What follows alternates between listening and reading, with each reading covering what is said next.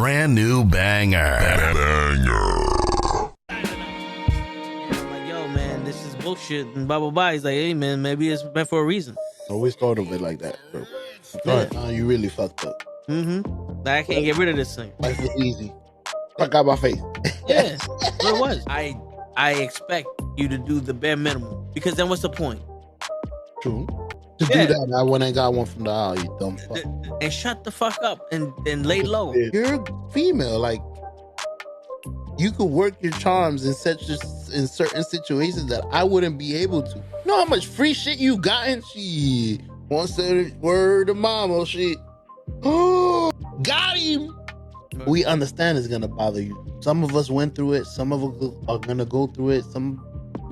Well, we wasn't ready. I wasn't ready to go that deep with you. You don't really know what you want to share with my heart. No, look cock.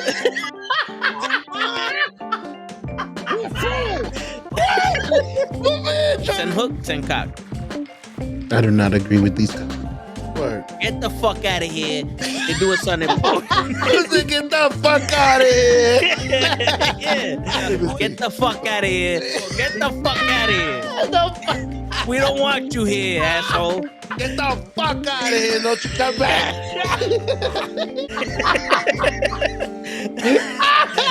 I stay loose, I stay hype. I stay loose, I stay hype. I stay loose, I stay hype. I could do this all night, cause I do what I like. Yeah, I do what I like. Yeah, I do what I like. Sipping goose, sip is right. And I go with the flow. Yeah, I go with the flow. Yeah, I go with the flow. Cause I know I'm the show. In the zone, here I go. In the zone, here I go. In the zone, here I go. Yeah, they know I'm a pro.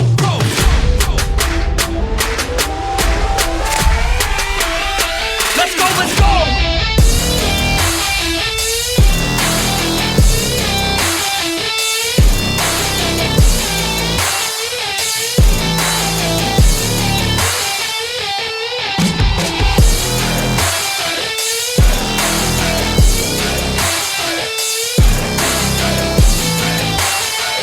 Yeah!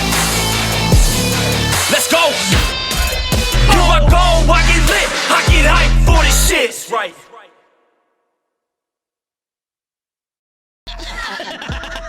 Word. He be like, I got a left elbow and a right elbow. I can break your face with an any elbow. Make sure that you get elbowed in your elbow with an elbow. Got the arm ball, get the phone ball, get around with the arm with the bomb ball.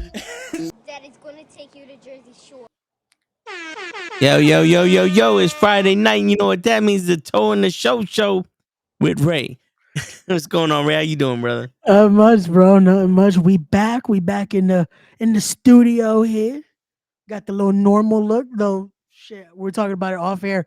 Saturday was fun. I think it was. Everyone that tuned in, because I was surprised. I'm not gonna lie, especially we had some technical difficulties, but after the fact, when we're getting everything running, when we're going into it, and the fact that y'all stood with us and chilled with us, because it was just a vibe. It was a nice time. We had our drinks. We were feeling nice, and it was a good time. We definitely we're in the works of trying to make that happen a little more often, because it was cool to get to have the whole Knucklehead fam there, minus a few. Unfortunately, it's going to take a little bit to be able to get cabs to come through, and Kenny is a busy man. So hopefully we can make it happen so we can have the whole Knucklehead crew again to do one of those, because that shit was fun. Yeah, man, we was looking good, feeling good, all that shit, man. No, I was feeling good till Gigi pulled my hair. That shit wasn't good. I mean, it was good for us. That was painful. I was painful. But man, but how you feeling? How's everything? Feeling good, man. Already. He's feeling good, but dies 2 seconds. I'm gone.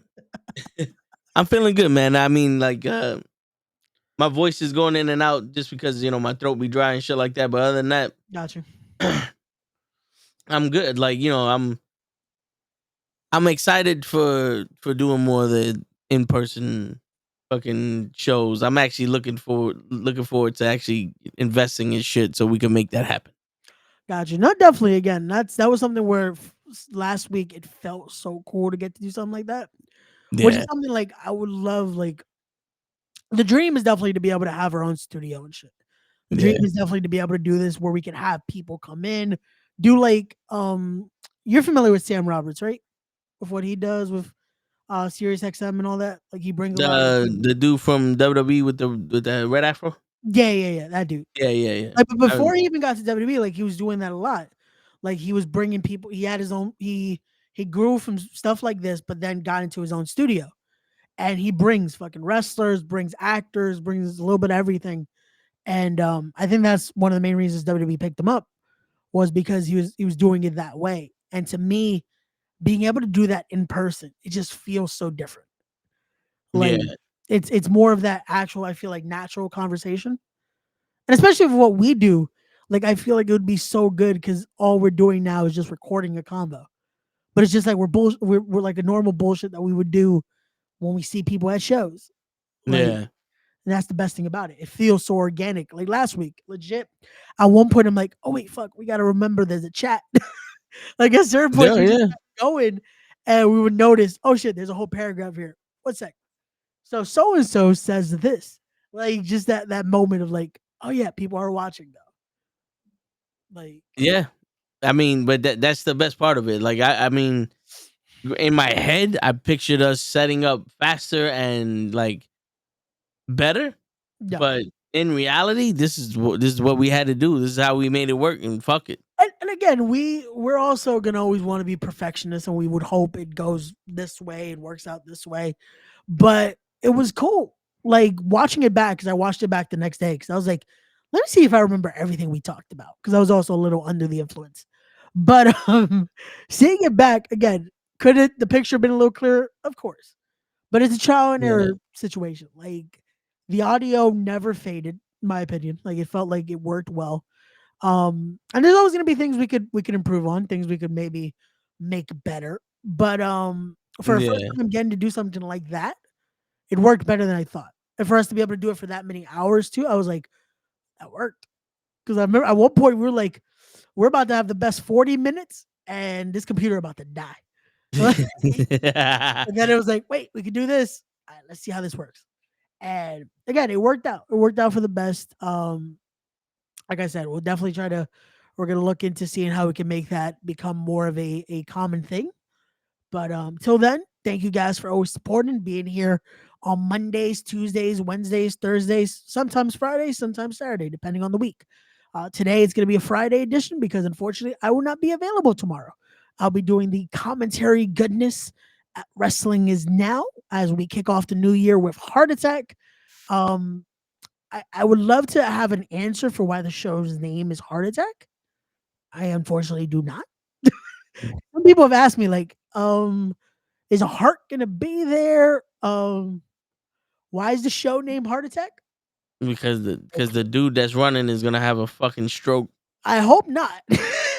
But with how stressful tomorrow seems like it might be, I don't know. Because that's always the thing about shows. Like I love show week. I love the prep. I love all that shit. But Yeah, when it comes to day of, bro, that's stress. Fucking. Hey, there we go. Valentine's Day. There we go. We got skills in the building. There Okay, we so go. it's named Heart Attack for Valentine's Day. There we go. He would know Okay, because that is one of the boss man's behind. We got Wrestling Is Now. We got the one of the co-founders there. Got skills in the building. But like I Th- said, the be the prepared to have your Valentine's leave you on that day. well they might because if they see the action, they're gonna have again. We got Steve Benya in the building. They're gonna have He a might heart take your attack. he might take a Valentine away. You never know. That's He true. Yeah. might take a Valentine away tomorrow. I seen him do it. We got big AC Romero in the building Hey, challenging for the Wrestling Is Now heavyweight championship. A guy you like very much, Joey Conway, the oh defending yeah, champion, will be defending against Ace Romero tomorrow. that's my guy. We got a lot of confrontations are gonna be happening tomorrow. We're gonna Skills go chancleta shopping tomorrow.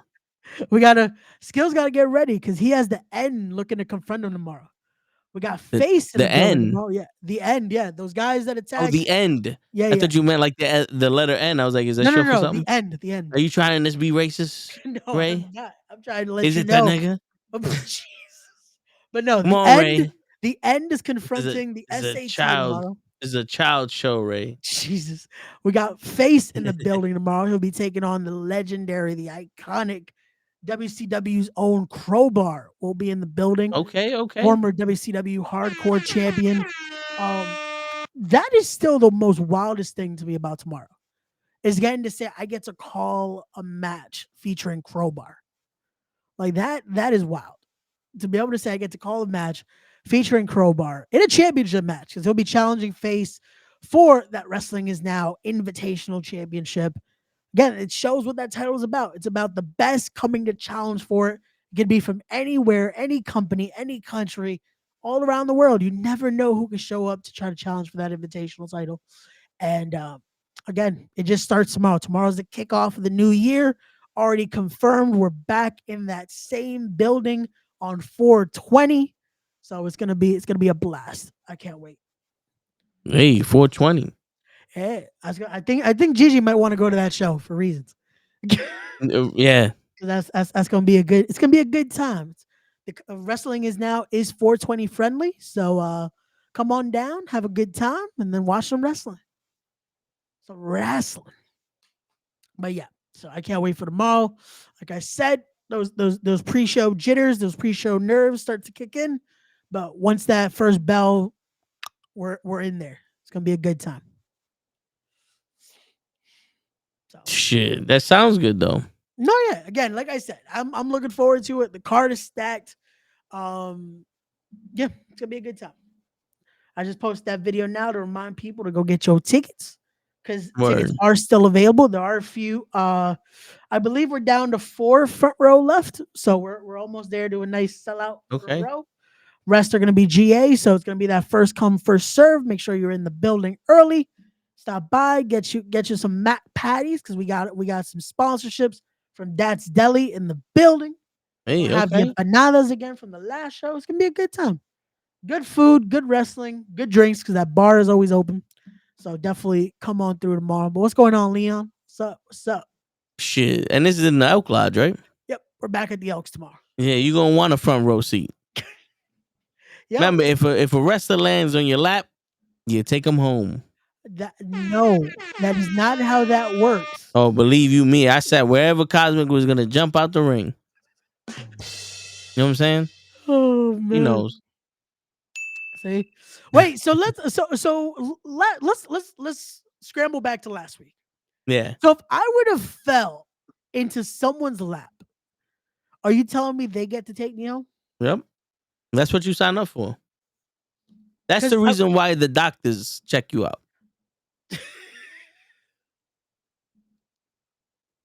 Tell you, that's Well then, that is the reason okay. why the doctors check you out. Because I almost fell into someone's lap. Remember, I got drop kicked by Deshaun Yeah. Pratt. I almost fell into the first row. So that lovely couple that was there could have taken me home if they wanted. Yeah. To. They could have had a ray of their own. Damn, that's not good, because then I couldn't do the podcast. I'll be in a random person's. And we're like, you are the sunshine of my life. Yeah. Well then, but have you ever been to BPW? No, Leon. Unfortunately, we have not. Could you tell us what does the BPW stand for, though? Because there's a lot of companies out here, so I don't know if maybe Black Pride Wrestling. could be a company. Never know. But let us know, Leon. Let us know what does that stand for there, so that way we can see. Bubble Maybe we know. Pubic Wrestling. Hey yo. Hey, yo. But let's see. Blue Puberty Wrestling. I thought you were gonna say blue people, like just the blue. Bing, bang. It's just a company with the Blue Man Group. That's all it is. I was It's gonna them say blue three. female body part. But I'm in the green pussy, so. Yo, dude, you ever seen? You seen it. We've The movies been. with these girls are green and shit. Yo, Zoe's out there could get it on her own, but the minute they painted her green, I said, wait a minute, there's something there.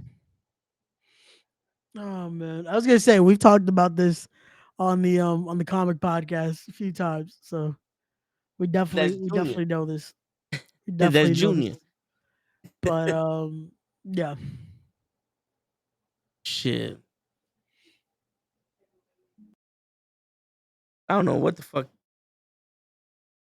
My eyelash, yo, it's crazy. People like, yo, I love your eyelash. Can I have them? Like, take them. They fucking fall off. Be bothering my fucking eyes and shit. Yo, ain't that the worst when you feel like you got something in your eye and then you do one Yeah. of these and then it starts fucking falling and it's like, what the fuck? Like, it's making it worse instead of better. Yeah, you fucking whore. Like, why the fuck is this happening? You don't know what it's like to have nice lashes, woman. Jesus. Yo, speaking of lashes, Gigi was like, "Oh, I forgot to do my mascara and this and that," and I said, "Gigi, I don't even notice that you don't have that on. Like, you're all right." And she's Wait, like, when? "No, I get it, but I feel incomplete." I was like, "All right, on that, I get it. You know, when you have a routine and you don't do your routine, you feel like, all right, I get that. Oh no, of That course. I Like get. it's one of those where it's like it's needed. You know, you need Yeah, that. You need that. Because it's part of that. It's something like if you don't do it, it's like something's missing. yeah. It's And like when not was that having socks on. for the show last week? Yeah, Ah, okay. because she took an extra hour to get there, but she was rushing, so she missed some shit. Oh shit. Yeah, It's like, that's how I was like, yo. that's what you Like, call rushing. I was like, hey, so I'm not gonna be able to sit with y'all because I got some things I gotta handle back here. I'm sorry. Yeah, it's because you didn't want to be with us fucking Puerto Ricans. That is not why. I was trying to That's get what you out of said. wrestling, man. I was taking my time looking at everyone like this person will take my spot. They didn't That's want what you said. You said, I'm trying to get rid of you Puerto Rican. I did not say that. I tried to ask everyone and anyone and everyone if they would take my spot, and no one said yes. Fuck it. I asked Jorge Santi. He said no. He had a match. But I thought he would take my spot, man. He's cool with us. He's a good guy. He's cool And the with City me. King. He's cool with me too. But you gotta live up to your own. You think the king is gonna go down to peasant level? That's the I king talked right to there. two people that are royalty. I talked to him. I talked to Richard Adonis. Both said no. See? Richard Adonis laughed in my face. That was disrespectful. So many levels. Word. Then I tried to talk. I tried to You talk should to have White spoke to Mike. Adrian Adonis. He probably would have said yes. Yeah, I knowing him the way I do. It was hard to find him though. I don't know how to. I gotta get in contact with him.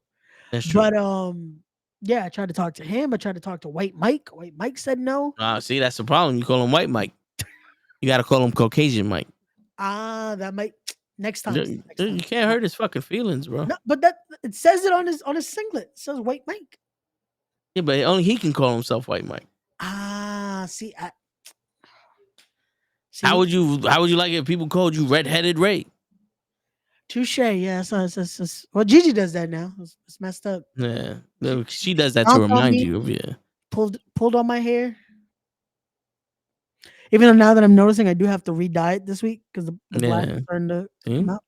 So I'm gonna have to re-dye it this week. I'm gonna touch up the red. So more red coming to the hair. That's it. You gotta add a pink. You gotta get pink frosted tips. Just for Valentine's Day? Just for Yeah. next week? I would do that to my hair, but I ain't trying to steal your style. Got you. Appreciate it. Much appreciated. But yeah. So what's on our agenda today? What are we discussing today? What's on the docket here? Also, why the fuck is that shit moving on its own? That was creepy as hell. I have a random knife, I guess, from what I used this morning for breakfast. And for some reason, it was moving on its own. That shit was creepy as hell. Oh, okay.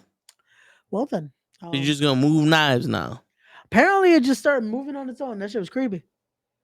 But yeah, so back to what are we discussing today? What's on our docket for the Telling the Show with Ray? Yeah, shit. To be honest with you, I'm tired, so I'm drawing blanks. But Got you. that was the whole week. But when we started and I started listening to shit, I wanted to ask you your opinion on one of the topics that we discussed in the intro. Got you. Do you feel that life is, I don't want to say predetermined, but life does things on purpose? Ooh. You know what I'm saying? Like, Okay. like Okay. So when you're not meant for something, yeah, life finds a way for you not to have it. I see this one. This one's a fucking good topic. This is about to be a nice convo here because Oh. for me, I feel like I don't want to say it's written already, but I want to say a lot of our journey's already it's already there. Yeah. It just takes us to get there. Like a lot of this is already in a sense it's already planned. I don't Yeah. want to say it's like predetermined, but it's like it's things are gonna happen because they're meant to happen. And a lot of things again, you start to see, you're like, maybe it just wasn't in the cards for me to have this or to do this. But this is what I needed to do. Those type of things. Yeah. And it works out. Again, end of it is this is what's to use the phrase, this is what our story entails. Yeah. Like Nah, yeah. there's no finishing the story, hopefully, yet. Because we don't want that story to end yet, but we want our story to go a certain way. But our story is already meant to go this way. We just have Oh, to yeah. see how we get there. But yeah, I feel like at times we try to choose our own way, and it could be because there's more ways to get to one destination. But I feel like that destination is already planned for you. If you catch my Yeah. drift. Nah, I hear you. I hear you. I do believe that things happen for a reason, Yeah. right? And that particular conversation in the intro is talking about my experience with the MTA because I was trying to become a bus driver. Yeah, and they told you, unfortunately, Yeah, my you have neck to was start too. the neck. Yeah, That, I had a grown man's neck, and what's you can't crazy have is a grown. I've seen like the backlog. I've heard the episode where you explain it. And to this day, I'm still like, how does that make sense? Like, how? How does like out of all reasons to be like, nope, you can't drive a bus. Like maybe one of those reasons could be, wait, you don't have a license. How the fuck are you driving a bus? Maybe that. Yeah, But or maybe you have vision problems. That yeah. makes sense. You have narcolepsy. That. But a big neck, how? Like I when you said you had to do a sleep study, I'm like, what does that have to what? Yeah, I'm over here like, nah, I fall asleep perfectly fucking fine. I Like don't have a problem falling asleep. I fall asleep right now. yeah, You know what I'm saying? Shit. like that was I'm like, bro, I still don't get it. But hey, maybe again it wasn't in your cards. Who would have known if you would have followed that path, what would have happened? Would we still have the podcast here? Yeah. Would you still That- be able to do the things you like? Because your schedule would have probably been a little more hectic with that. You might Yeah. not be able to go to as many shows that you would like, or be able to do the things you want to do. Like, Shit.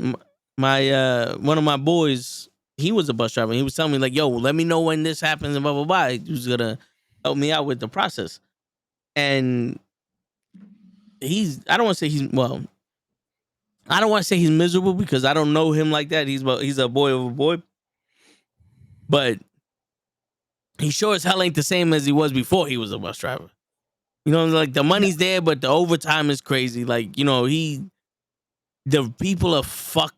You know, like the people on the bus are fucking yeah, rude and all that other shit. yeah. And if there's something I know is that I have patience, but I don't have that much patience. Yeah, that's You know, you, where you, you I don't know how you would react to having to deal with yeah. certain people.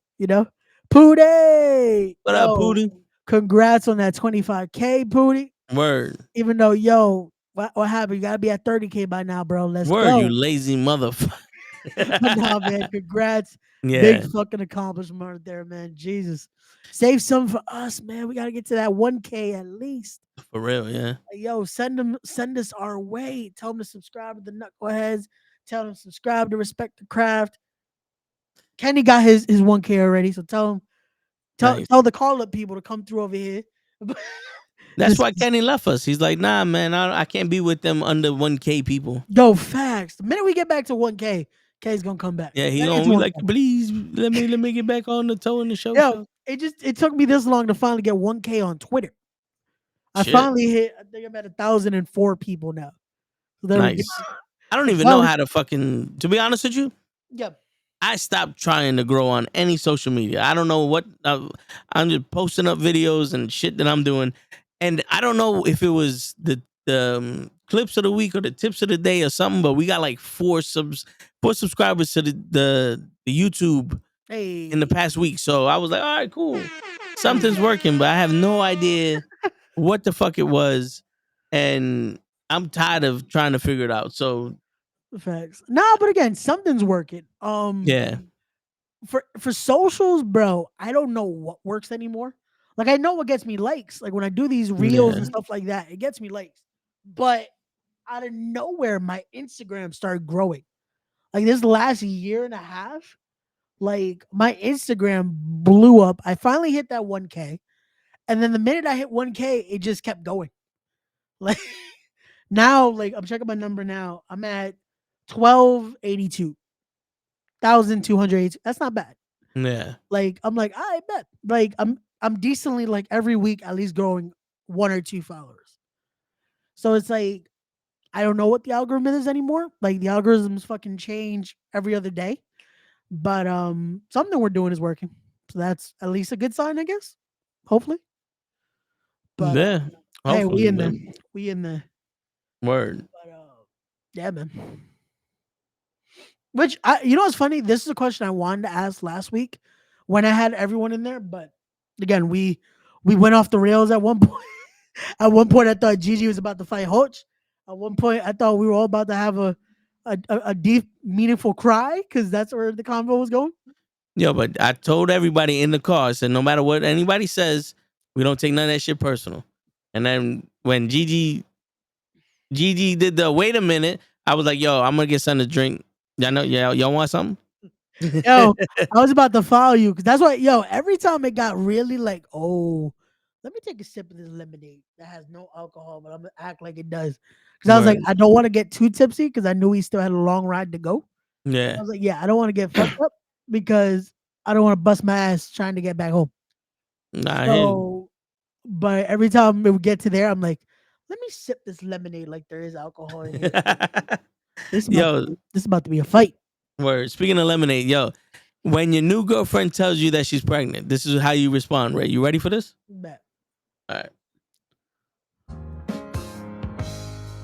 Girl, I'm leaving you tomorrow. That's how you respond.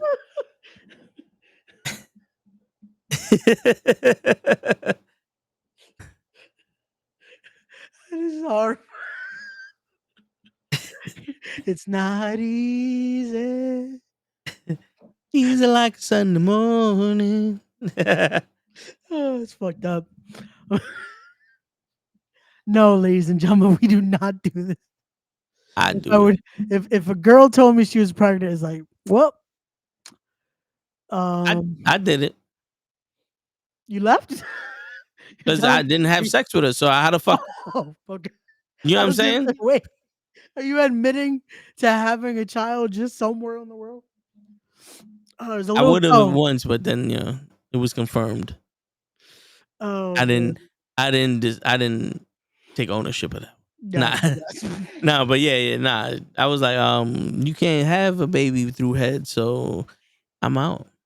Yeah, no, that's Yeah, yeah. So I'm at 800, and that was I was trying to go to Instagram to find my follower list, and I gotcha. just get it. I was like, oh, I get an email, and Bleaks hits me up. He's like, oh, okay, let's see what this. And I'm leaving you tomorrow. I'm like, oh shit, yo, Ray. The next time you get to go pregnant, That's it. That's what we do. It's just like, that's it. Yeah, so I'm at 833. got you. To be honest with you, I have no idea how that works. No idea how that is. I think 200 of those are the fucking sex bots. But we'll take whatever we can get.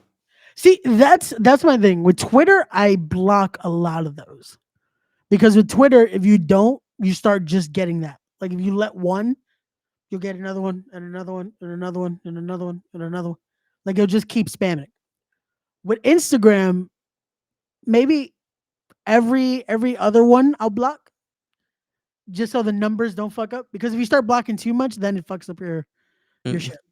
Like then That- it starts to go crazy. That's another thing. It's like the AI is gonna tell me how to live my life. Bro, it does that now. Yo, look at what it did the other day. For Facebook. I was trying to promote the show that's happening tomorrow. Yeah. And it's like, oh, this seems like an ungenuine post. I'm like, wait, what? How is this an Damn. ungenuine? What does that mean?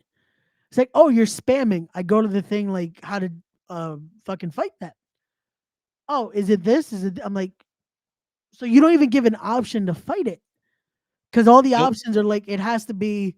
Oh, this post is a joke. It's it's a bunch of bullshit reasons. I'm like, none of that falls on this. It's like, why do you give the option to create an event page to do this, but then you can't promote said event? It's like, wait, what? Yeah. So I'm like, okay, I guess I can't promote on Facebook. But then you try to promote on Instagram. If you tag too many people, it now starts flagging shit.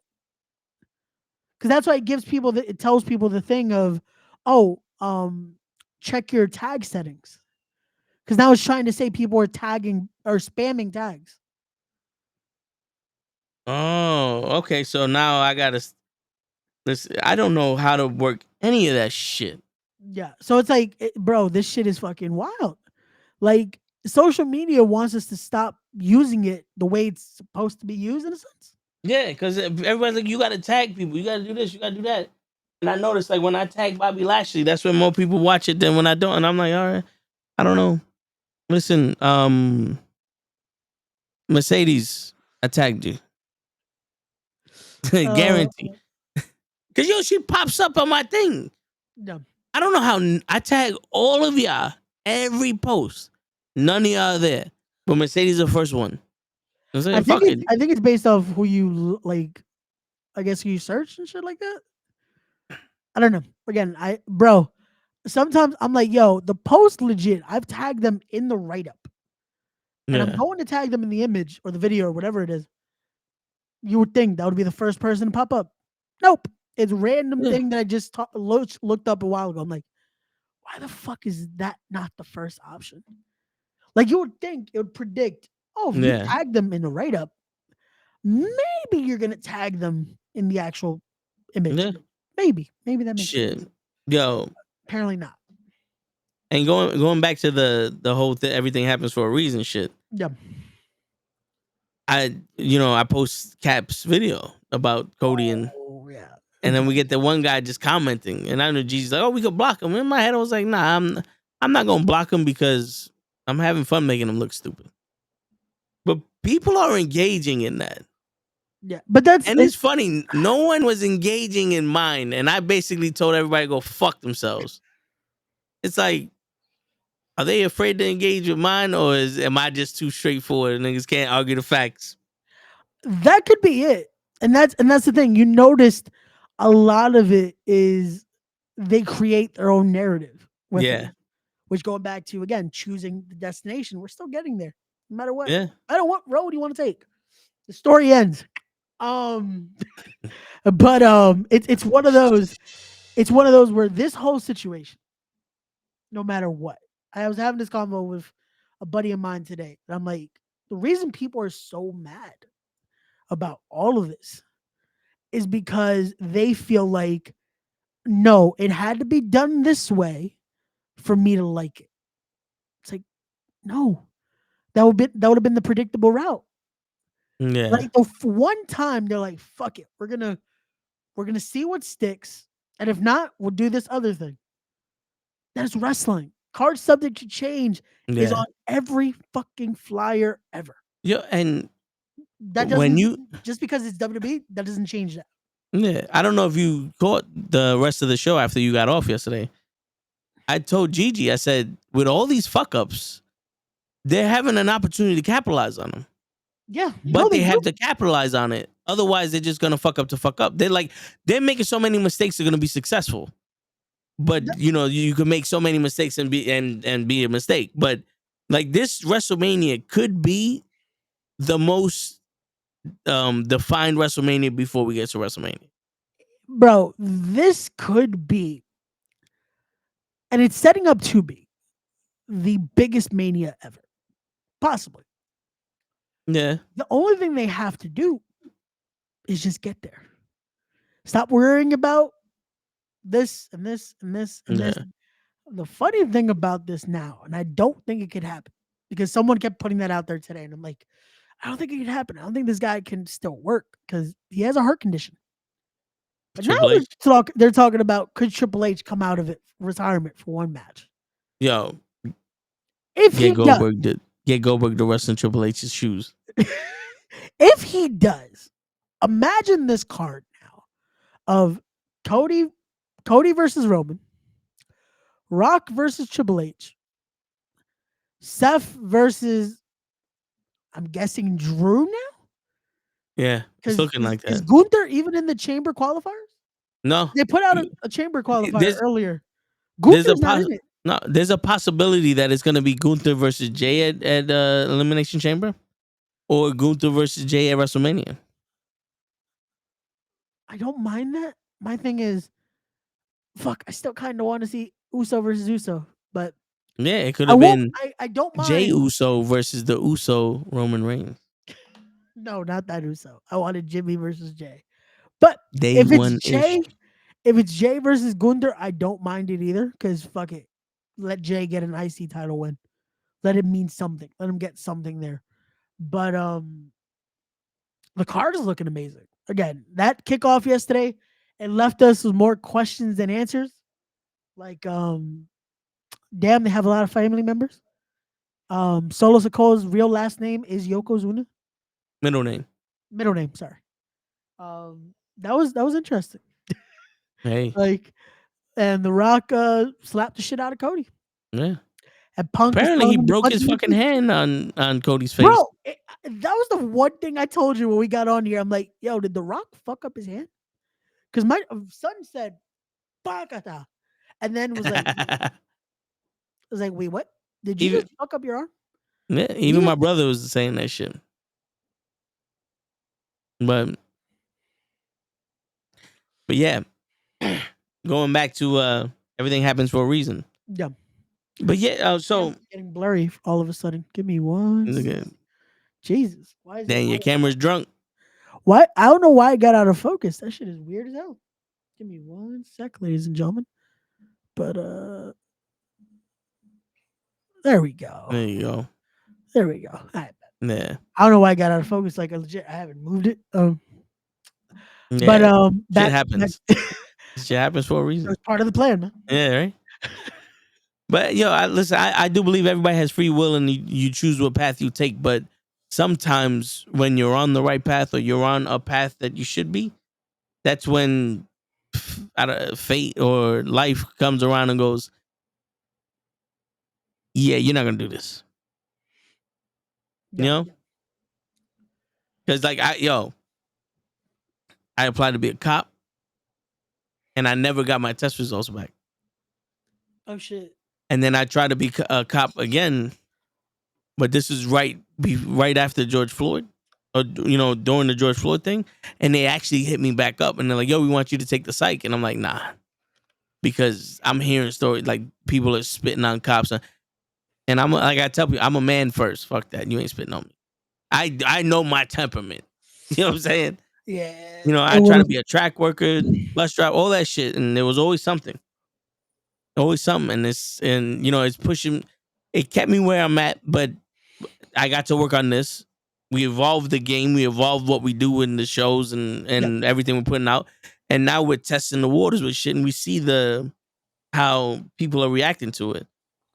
And it's one of those things where I'm like, damn. And then now there's an opportunity to advance and not change much. So let's see how that works. Yeah, and again, it's one of those where maybe that is in our cards. Hopefully it works out. That is what we're meant to do. Like I look at that And it's one of those where and I think we talked about this one of the first times I was on here was me in wrestling. And I still don't know what it is. What is my story for wrestling? Am I ever meant to get back into the ring? Am I meant to just do commentary? Am I meant to just do this? To do journalism in a sense for wrestling? Because no matter what, when I've tried to do other things or when I've tried to leave wrestling, I somehow come back. Yeah.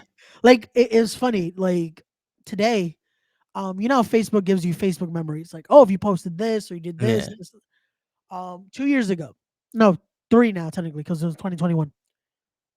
On February 9th, which is today, I posted I was done with wrestling. I don't remember why. Legit, I don't remember why. And I'm like, Cody's story. John Why Cena did I came quit? back. Why did I quit wrestling? And I'm like, the Hogan funny said thing negative. is, I started looking at my posts like from days after, and I'm like, yo, this break didn't last long. And it's like I've done that multiple times though. That I'm like, I'm done. Like I want to focus on other things. I want to focus on other projects, whatever. And somehow I end up back in wrestling. Like I've had, unfortunately, medical scares. I've had this where I'm like, you know what? Fuck wrestling, fuck the podcasting, all that. I need to focus on doing other things. And Yeah. somehow we're back here. And I'm always back around the ring. I'm back around doing this. Like, shit, doing that shit last week, as much as we'll fuck around and be like, yo, I got my ass kicked, this and that. I was happy doing that again. Getting to perform, getting to be out there, seeing y'all fucking react, hearing the crowd actually want to see me get in the ring. Like that shit, I was like, it felt right, but it didn't at the same time, if that makes sense. Like it felt right getting to do it. It didn't feel right because to me, I don't think it was my time yet. You didn't feel ready. Yeah. Like I knew, like knowing myself, like I joked about it. I was like, shit, if my trainer saw me today, he would have been pissed at my selling or this and that. And in my head, I'm like, I'm watching it back and I'm pissed at what I did. Like I was happy because it was like, oh shit, I got to do this. Fucking I had an entrance. Fucking Shane ring announced me, which that shit was Yeah. funny as hell because he actually said from Bed-Stuy do or die. Like we joked about it in the back. I'm like, hey, if this does happen, just say I'm from Bed-Stuy do or die. Fuck it. Who's gonna get mad? It's But pronounced Brooklyn, but I get it. yeah, but bro, it was the one time I'm gonna do this. Nah, yeah, nah. I feel you. But it was one of those like, yo, this felt good, and it's that Yeah. moment of like, is this what I'm supposed to do? Like, wrestling is there? It's supposed to Yeah. be there for me. But I was like, I don't think it's my time yet. And So, it was a good thing though. I feel like. no, but here's the thing though. Yeah.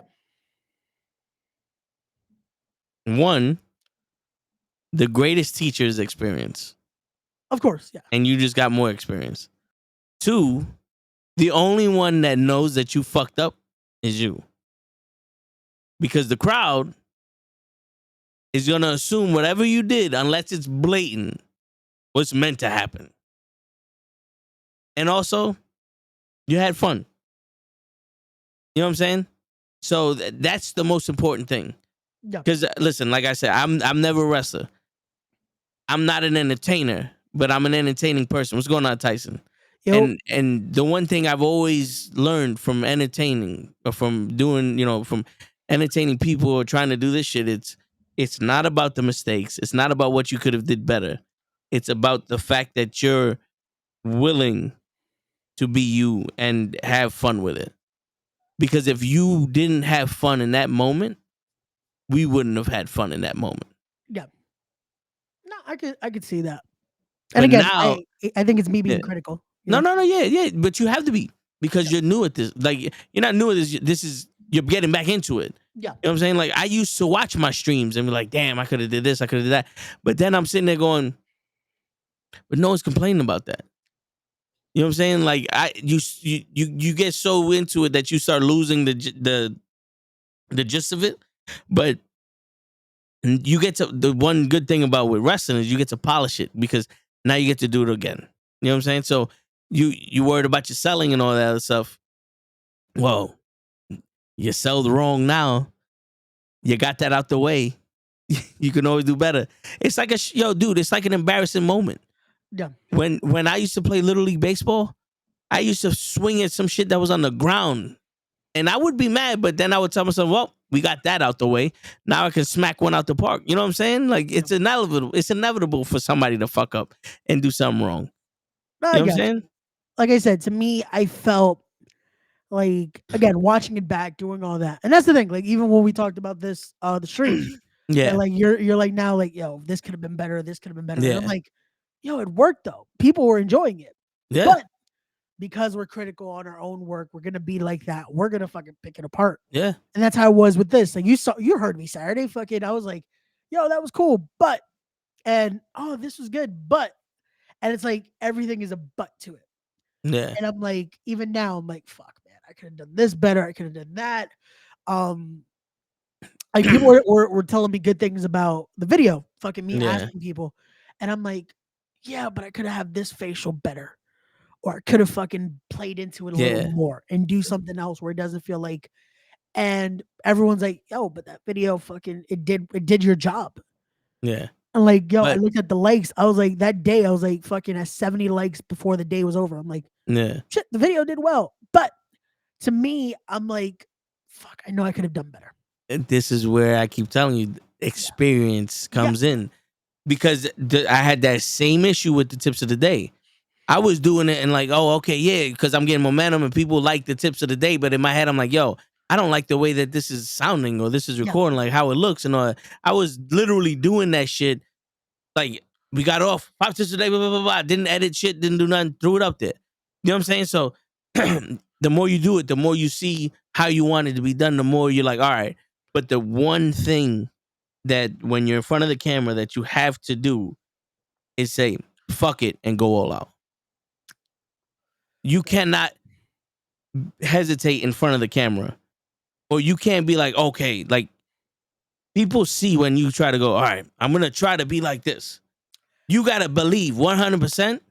I need you to take my spot. So that's why some of the stuff that we did with Cosmic when we made that video, it's funny. People laughed at it, but I hated it because it's like I didn't commit.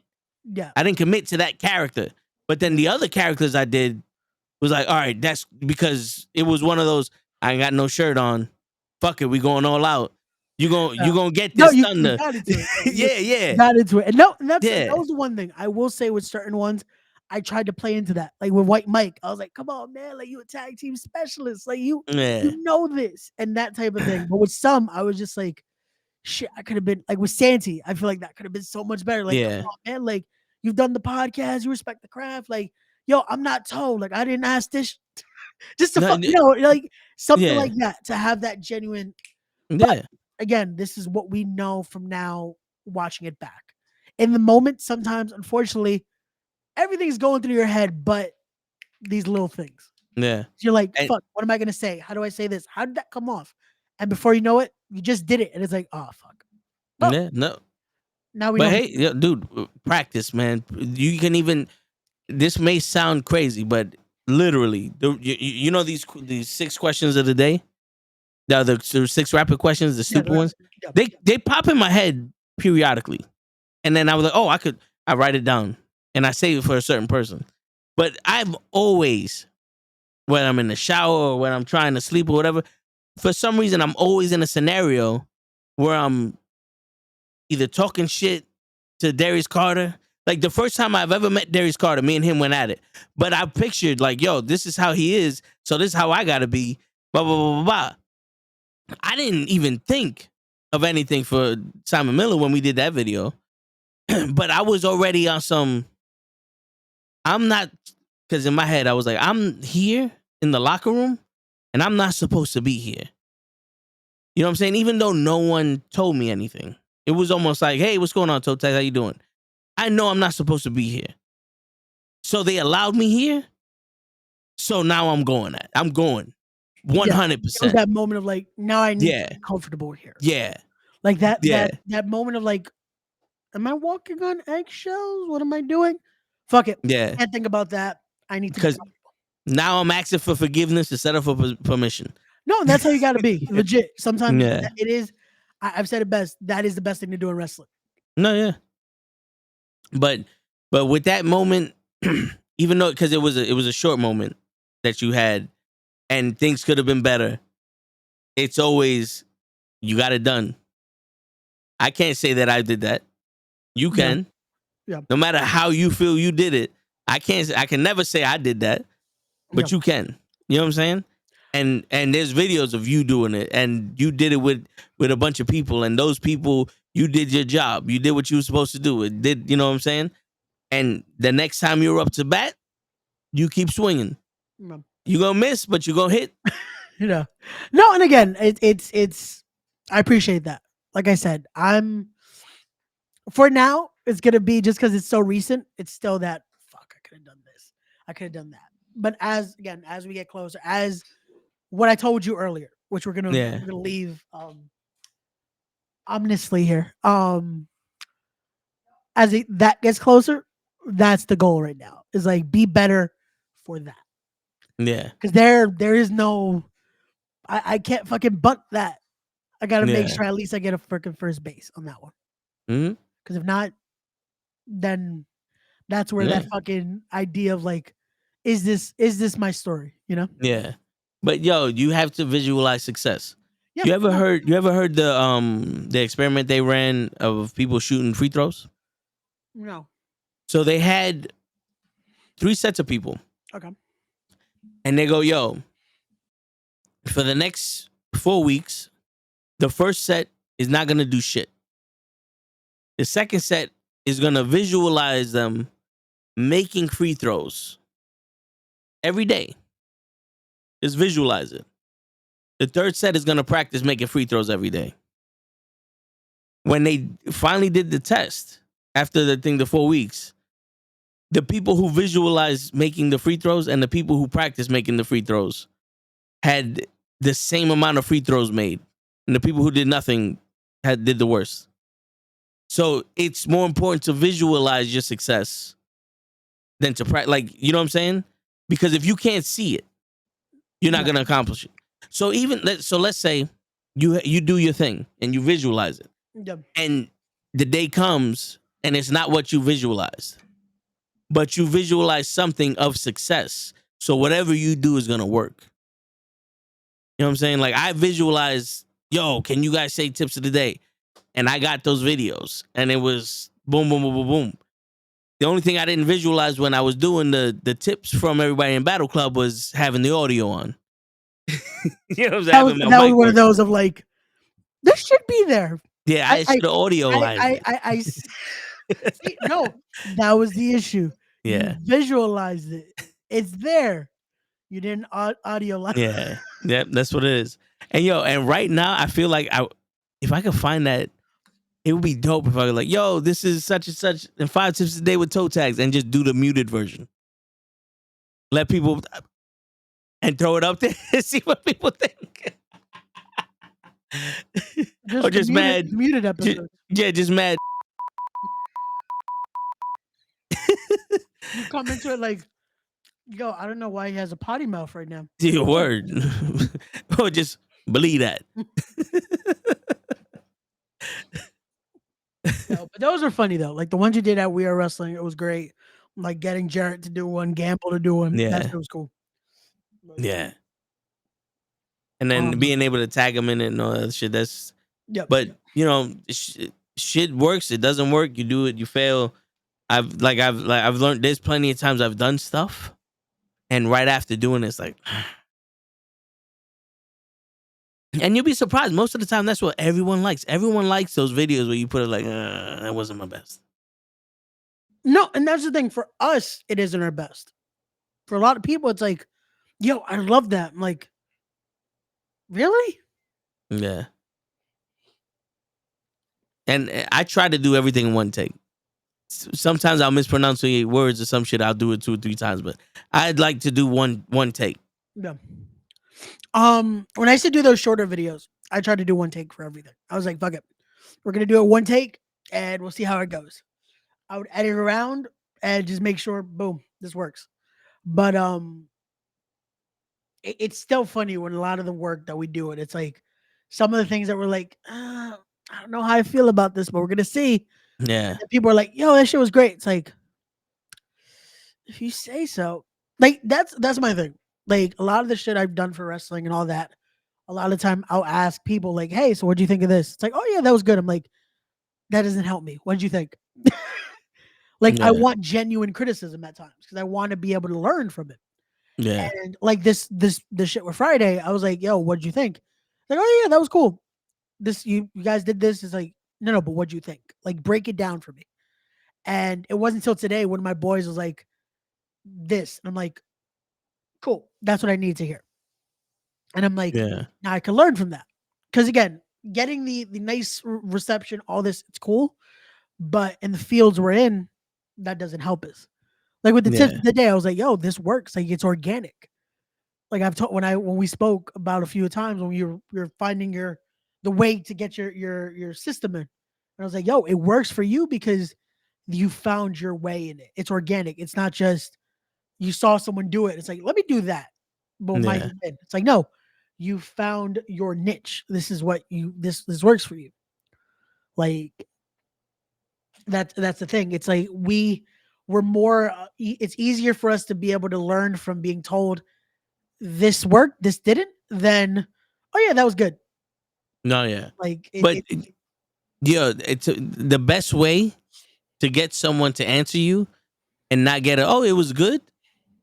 Is to analyze it. Like, let's say you go, yo, what'd you think of that spot out there? It was good. Yeah, it was. It was. Alright, everything worked. But if you turn around, like, what'd you think of the way I took that bump? I mean, you could have, moved to your right because he hit you on the right or something. When you start being more specific with your questions, you get more specific answers. You know what I'm saying? Because I hear a lot of people like, yo, what'd you think of the match? And like, oh, the match was all right. But if you would have been like, yo, what do you think about me doing that suplex off the top rope? You got to square up more often. You got to square up more. It's, you know what I'm saying? yeah. Because you know what you did and you know what you want to improve The worst on. criticism. Oh, you freezing on me, Ray. It's fucking Steve. Fucking Steve is fucking what up. There you go. You wait. You was back and now you frozen again. Fucking Steve. But anyway, if you can hear me, blink twice. But like I was saying, you know what you did wrong, and you know what you're insecure about. So start asking about what you're insecure about. Start asking about the insecurities that you have, because then you might be on some, okay, I'm just overthinking it. He probably reset it. There you go. I don't know if you heard anything I just said. No, last thing I heard was, oh no. Okay. That was we blinked. So all right. So what I was saying was start asking about your insecurities. So like what I tell people, I'm a perfectionist. So when we're watching the podcast, I tell Quills, I'm like, what you think about my picture? Because I see this. You think I need more lighting? You think about the background lighting? How do I sound? Because I feel like I sound like this. And then he listens and goes, no, this you sound natural. That's how you sound. I want to sound more bassy, but I'm not a bassy person. But he's like, the background, though, I could understand where you're coming from with the colors because of this. If you did something here or you put something to contrast you get, you know what I'm saying? So when you turn around, like, let's say you were in a match and you did a spot where you jumped over the rope. And you're like, yo, and you's like, I don't know if that's me. Like, yo, how did it look with me jumping over the rope? Did I do it sloppy? Did it look natural? Should that be something I'm doing? And then people be like, well, to me, it looked like you trained for this, so it's not a problem. Or people be like, nah, that don't look good when you do it. You know what I'm saying? You're going to have to sharpen that up or something. You know what I'm saying? So the No, more definitely. specific question. Yeah, it gets Yeah. what you want out of it without having to Yeah. And go also, around. like I said, I'm not in the back. But I do know about dealing with people that don't have time. So when you're dealing with veterans, or because listen, I used to work at Toyota, so I had mentors and all that other shit. When you're dealing with veterans and mentors and trying to get people's advice, you have to be quick because they don't have time. They don't have time to watch your match, or they don't have time to analyze it in their head and tell you what you did wrong. But they do have time to answer a question where it's like, yo, what do you think about the spot where I did the big splash? Or how do you think, I think I undersold that suplex or some shit. What you think? Yeah, man, next time you got to do this or that. You know what I'm saying? Yeah. Be specific. No, and that definitely it's especially when it comes to that, it is very important to know, hey, let me get to this because this is what I want to know. Like, how did this work out? And Yeah. I was worried about two things. One was the selling, one was how did it look? Like, how was my, and they did tell me my facials were good. I Yeah. sold it like I was terrified, which is perfect. Yeah. I was going for. When it comes to, excuse me, to the selling, I have to work on that, but also other elements went into that. Yeah. But I also need to, in my head, I'm like, that's what we're told. Why you have to be able to, even in moments like that, you still have to be able to recover and make it work. Yeah. And Well, I unfortunately did not well, recover and make it work. here's the thing though. Yeah. The onus is not on you because you were the follower in that dance. Yeah. You were supposed to be led, and I've seen it. Yeah. Like I said, it wasn't bad. You just wasn't led. You was waiting. You was on some hello. This is your time to do something, and you're like, what you gonna do? Just get up and walk out? Like Yeah. I think Gigi helped you by going over there and stomping on you. Something was happening. You know what I'm saying? But it gave me something because it gave me a yeah. moment to be like, I could, I Yeah. can react.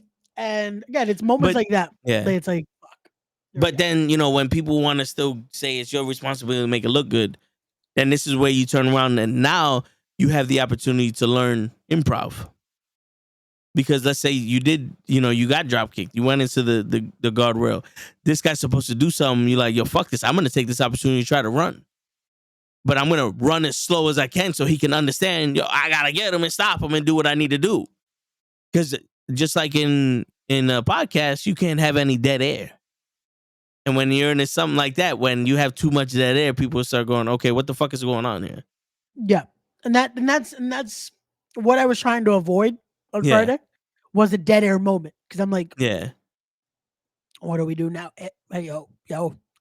Which, again, things happen for a reason. I would have loved if what we said would have happened. You guys be there. That would Yeah. have been the best banter ever. Oh, yeah. Like, that would have been the fucking, yo, come on, please help. I would have me." had that whole side be like, get in the ring. Get in the ring.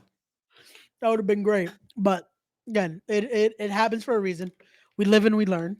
Yeah. And yeah, it's one of those moments. Like I said, it's now taking this back to the lab and now learning, okay, this is what I can do. This is what I can't do. How do I fine tune that? Like, Yeah.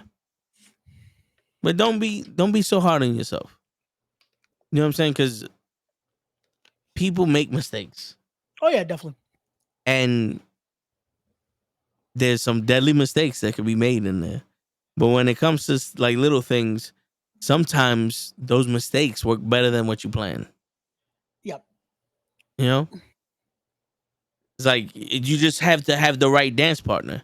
Because I guarantee you, if you would have did that with someone else, like if Wolf would have did that with you instead of for Big Baby, the outcome would have been different. You probably wouldn't have been like, yo, what if I did this? You know what I'm saying?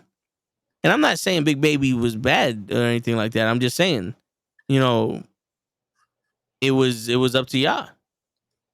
But Yeah. I know Wolf is more seasoned than Big Baby, so it just saying he's more used to taking control of that, of the lead. You know what I'm saying? So don't beat yourself up over that. You did it. It was fun. You have something to look back on and experience the next time you go. Have more input. Yeah. No, definitely. Again, it's one of those where now I'm like, Yeah. okay, cool. Now I definitely know what I need to work on 'Cause- when I finally get back to training. because that Because needs to also, happen. because also the more input you put in, the more you know what you're supposed to be doing. Yeah. Because That, that I will say that this time, this go around, I definitely had more input than yeah let's say that time I did the little spot with Moth. yeah That this time I knew what was gonna happen, at least. Like it yeah wasn't the idea of I'm just here. Like, nah yeah oh, I hear you. this time at least I knew in a sense, okay, Yeah this is what we're going for. This is hopefully where we get to, and let's see what happens. And my biggest thing was this. I'm just glad the crowd reacted. Because that's the best thing. That is the one thing we look yeah at. Like you said, our whole point is entertain. Mhm. So if the crowd is into it, the crowd got a reaction. The fact that that crowd of what was, I want to say, excuse me, almost 200 people were chanting for me to get in a ring, yeah mind boggling. nah yeah Like that little moment of fucking us just like, let's see how this works. And it got a reaction. I'm like, okay, we did our job there. Like as much as I could break my head about this and this and that little moment there, I'm like, that made it worth it, you know? nah yeah I shit, and that's all that matters. That's all that matters. You hold on to the negative and you don't get to see the positive. Have fun with it. And that could lead to another subject here, and that is do especially for us, like in the creative field and all that, why is that the focus a lot of times? Why is it that we only no matter all the good we can do and all the things we produce, why is the negative the most resonant in our head? Because that's always what ends up happening. Because Like a that's what we lot of the look shit for. is like, oh, this is cool, this is good, but like we're always ready to say but, and we're Yeah. always ready to fucking break this and break this down instead of enjoying the fruits of our labor. You know? Because that's what we look for, right? We want to be perfectionists. We want to have the best. We want to do this. But the problem is when it comes to other people, we will never know what they like. Cuz I put the clip of the week for the wrestling one. Yeah. And I recorded that one and I'm like, I don't know, there's something's a little off. So I tried to go to another spot and I started recording that and I said, you know what, fuck it. I'm overthinking. Let me throw it out there.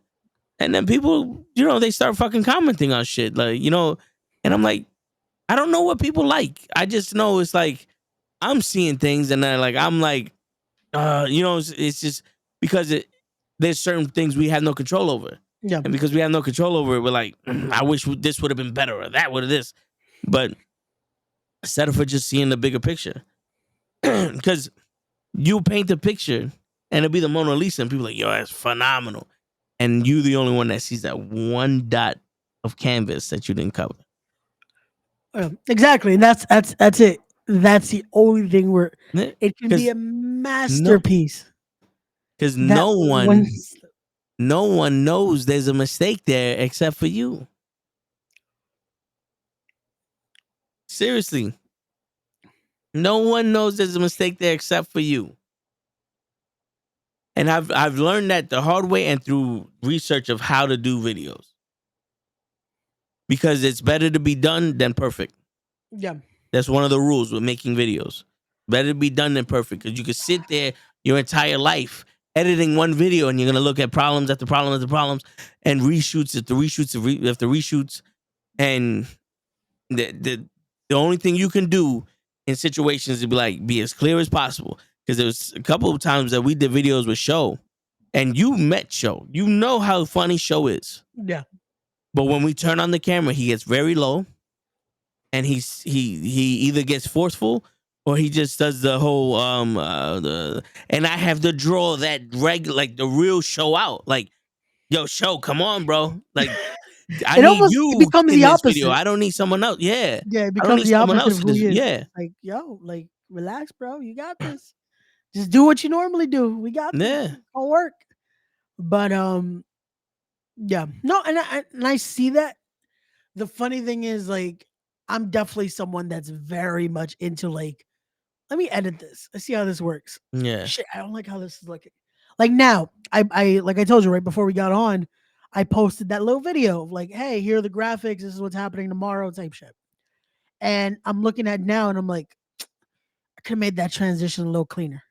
I could have done this a little. And And I it's like, guarantee you, people didn't even notice it was a transition there. yeah, All right, let me see this video. Damn, that's the problem with following porn stars and OnlyFans girls on every social media. The minute you open it up, you see booty.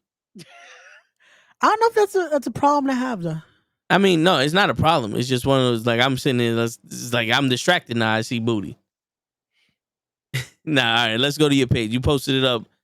All right, let's. You don't have any copyright shit in there, right? No, the song on there, it was copyright free. Good, because we about to show the world this shit. All 75,000 followers. You ready? Yeah.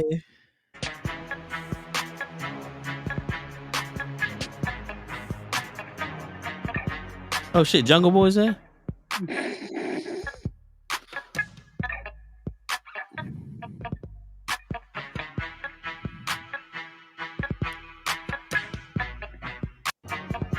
Was that last transition the one you were talking about? Yep. I just noticed that now. People didn't even realize that. No. And the only reason why I saw it is because I edit videos. No. And I noticed it wasn't like the other ones. That was just a jump cut. Yeah. Which I was like, Yeah. fuck. But again, it's the like I last said- second too. yeah, But it's like, but like I said, no one would have seen that. No one Yeah. sees that. You know why? Because I'm pretty sure, like, I edit videos, I do transitions. Krill's doing transitions, so we see it. Everyone, like Kenny, Gigi, the Circle for the Bait, all those people. You know what they're gonna say to you? How you did the glitch? Yeah. That's what they're gonna ask you. How you did those glitches? That shit was fire. Yeah. You know what I'm saying? That one transition doesn't make or break a video. No, Now, it if it definitely was- doesn't. Yeah. If it was Black, then Pena, okay, yeah.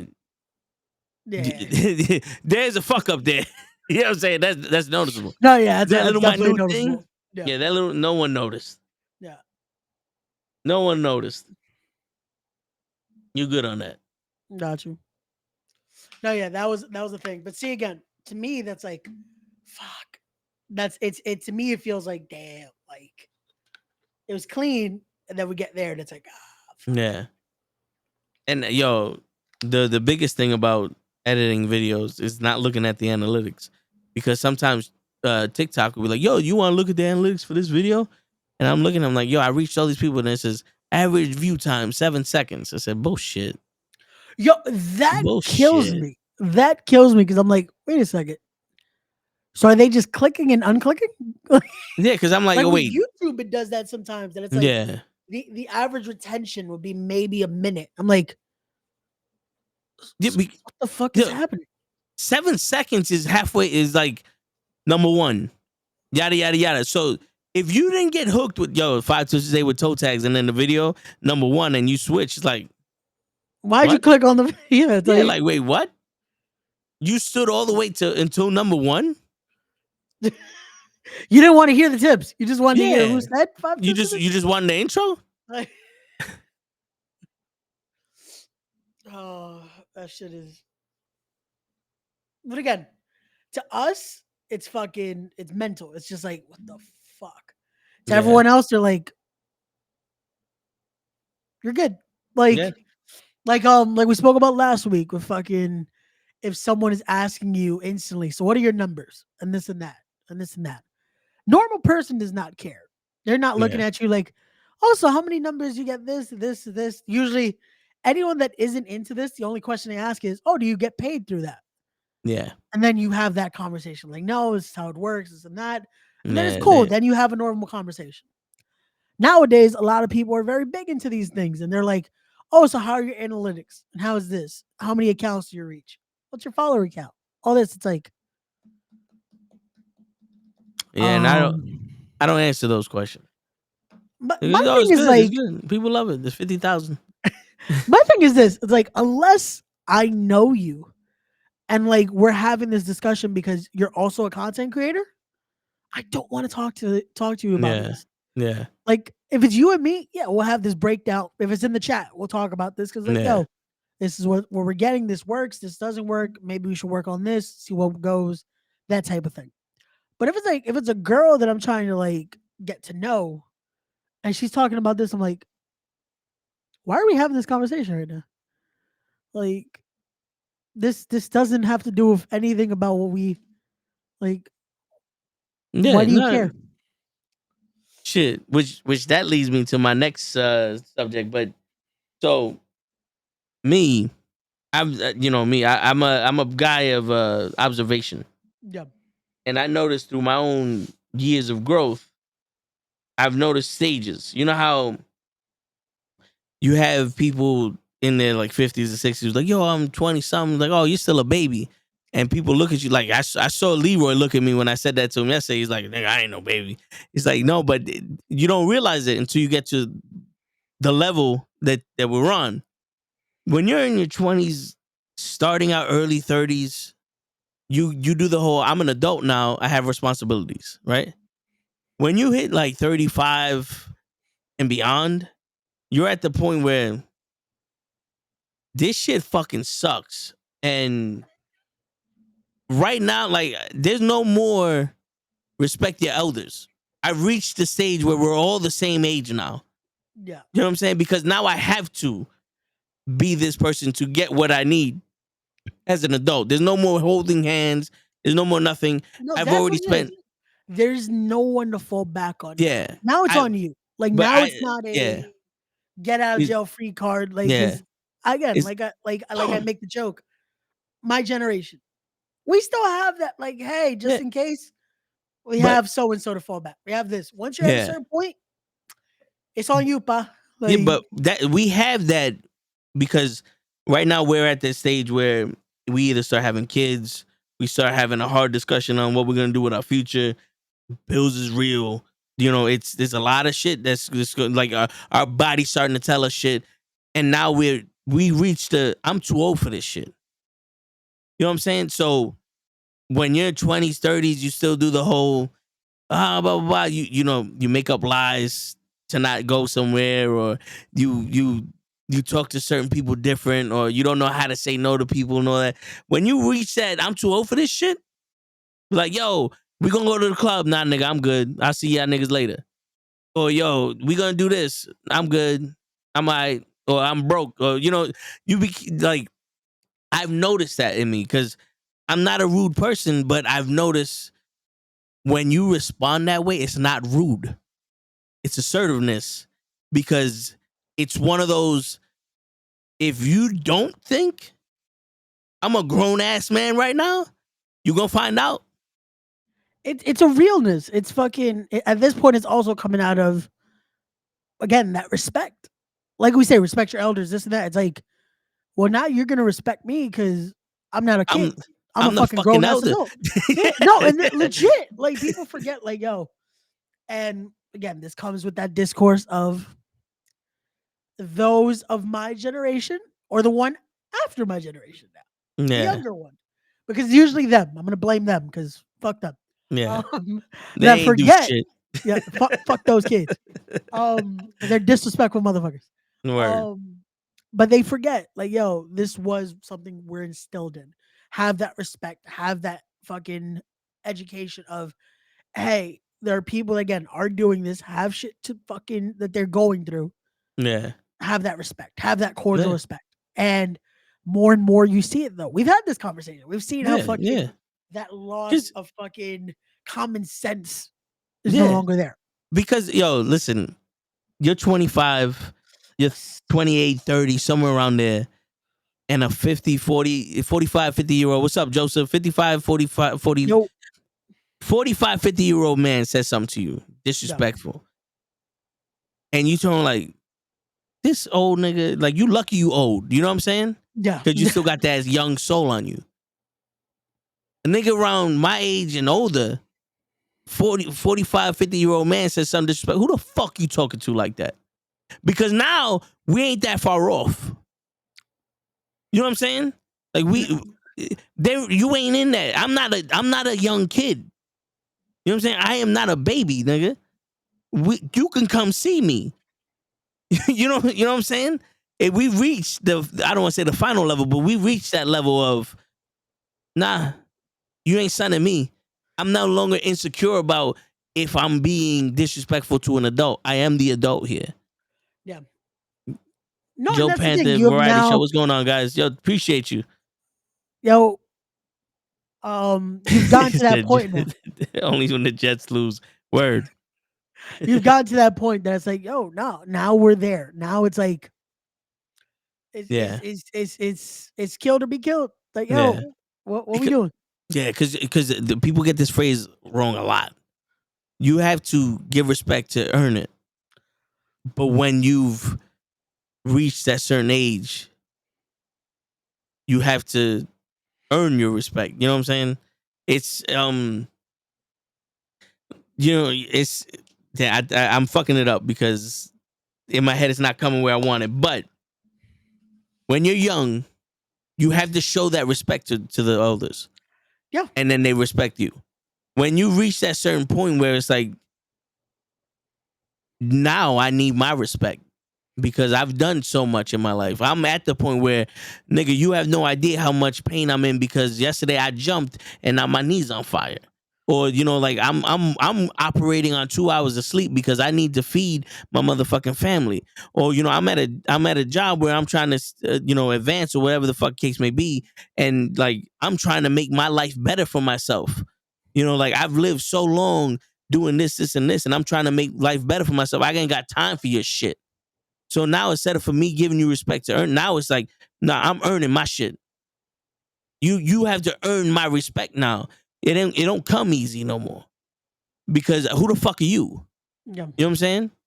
And that's why a lot of the older people, they have those attitudes, or they have that whole, they walk down like their shit don't stink, and you're like, look at this old nigga thinking that he tough.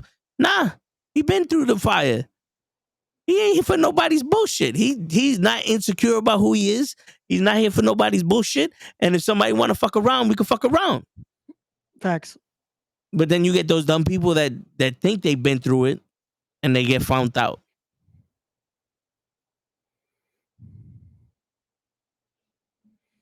Appreciate you, Panther. Do you follow us on social media?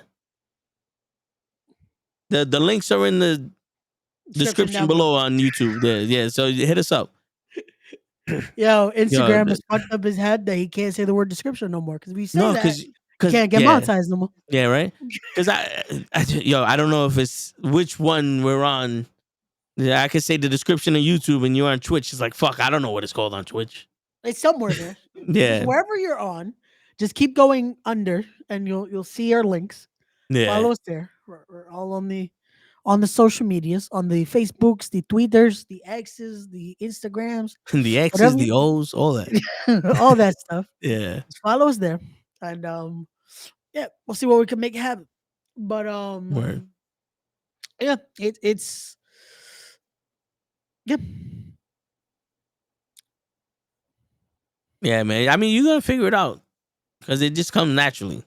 Yeah, again, as like I said the other day, I think my biggest when it comes to figuring shit out, still, Yeah. my only issue, and the funny thing was the other day, because of how fucked up we already were, I Yeah. forgot the word numb. Yes, I remember that. And I was like, yo, why could I not remember? Like, I legit, at one point, you see me like this, like, fuck is the word?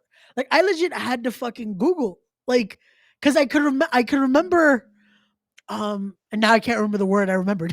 You use Like, a big word to I replace used a numb. bigger word to Yeah. replace numb, but numb, I felt like described what I wanted to say better. Yeah. But to the point that I was just frustrated that I was like, fuck it, I'm not saying what I was going to say anymore. Because that's been my only issue, has been I've gotten numb to so much that at times I'm like, yo, that seems cold. Like certain reactions and certain shit, I'm like, yo, Yeah. I'm not doing this on purpose anymore. That's the scary part. Yeah. A lot of the shit I'm not doing on purpose. Now it's But just I've gotten numb to it that it's like this is just almost my reaction now. it's a process of healing. Yeah. You know what I'm saying? Because we've been through some traumatic shit. We spoke about it on this show. It's a process of healing. But, The numbness. You know what I'm saying? yeah. So I mean, I don't want to say everybody goes through it because not everybody goes through it, but it's common. You know, I've done it. You know what I'm saying? Yeah, But No, yeah, and that's like, what I wanted to get to when we were talking about the way you've gone through stuff and just the fights and all that. And I'm like, yo, and we've talked about the anger and all that. And it's like, yo, we've gotten to the point now. Sometimes it's just like when you the car situation, you've just gotten that numb to it. That it's like, yeah, we'll make it work. Like you're not gonna fucking blow up at that point. yeah, And that was what I wanted to get to because I was like, I've gotten to that point now that now I don't even want to let shit disturb my peace. They're like, I'm in my head, I'm pissed and I'm like this, but I'm like, you know what? Just let it go. We'll deal with it when we have to deal with it. But I don't want to blow up anymore. Because there was a time where I always make the joke. One thing that my dad left me was his attitude and his reaction. yeah, Because I get that from my dad. And man, when I blow up, I blow up. And I was like, you know what? It's not worth it. Because at the end of the day, the only person that it fucking affected was me. Because I Yep. would get this way and it would fucking make me then feel horrible because I would be anxious and it'll go into my depression and all that shit. And now I'm like, you know what? I'd rather feel almost this numbness. But then there's times that I'm like, yo, I don't want to be numb to this. I want to react. Like I think Yeah. I spoke to you about it wasn't a funeral. It was something that I just felt like, why am I numb to this right now? Like I Yeah. can't. I'm like, and it's scary because I'm like, fuck.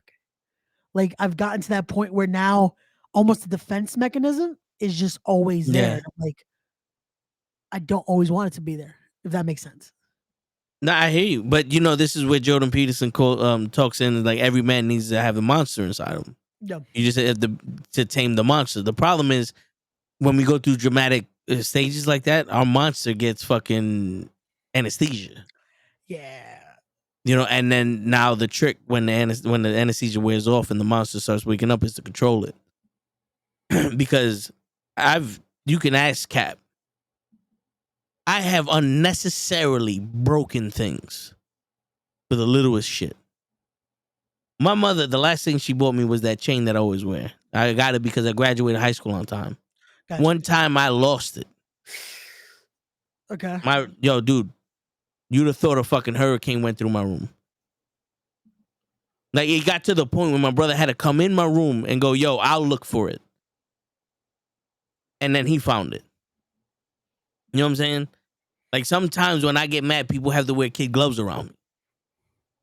And it's like, I got numb to that. But then when you get numb to it and you start seeing like, damn, all I needed to do was calm down and look here. Or, calm down and just let it ride out. It'll be all right. I could have still had this object that I needed. And I don't know why I broke. Or, I didn't have to waste $200 to replace this shit that I broke. You know what I'm saying? Yeah. Because I had one time I was putting together a cabinet, not a cabinet, a dresser. And I shit you not, I missed one screw. And instead of taking the shit apart, I tried to pry it open to get the screw in. And I said, click, and it broke. Now, it wasn't broken to the point where I can't use it no more. But I picked it up and slammed it on the floor as many times as I could until it was broken until I couldn't use it anymore. Yeah. And you know why? You know why? Why? You know why I did that? Because my pops asked me a question. And I didn't like the question.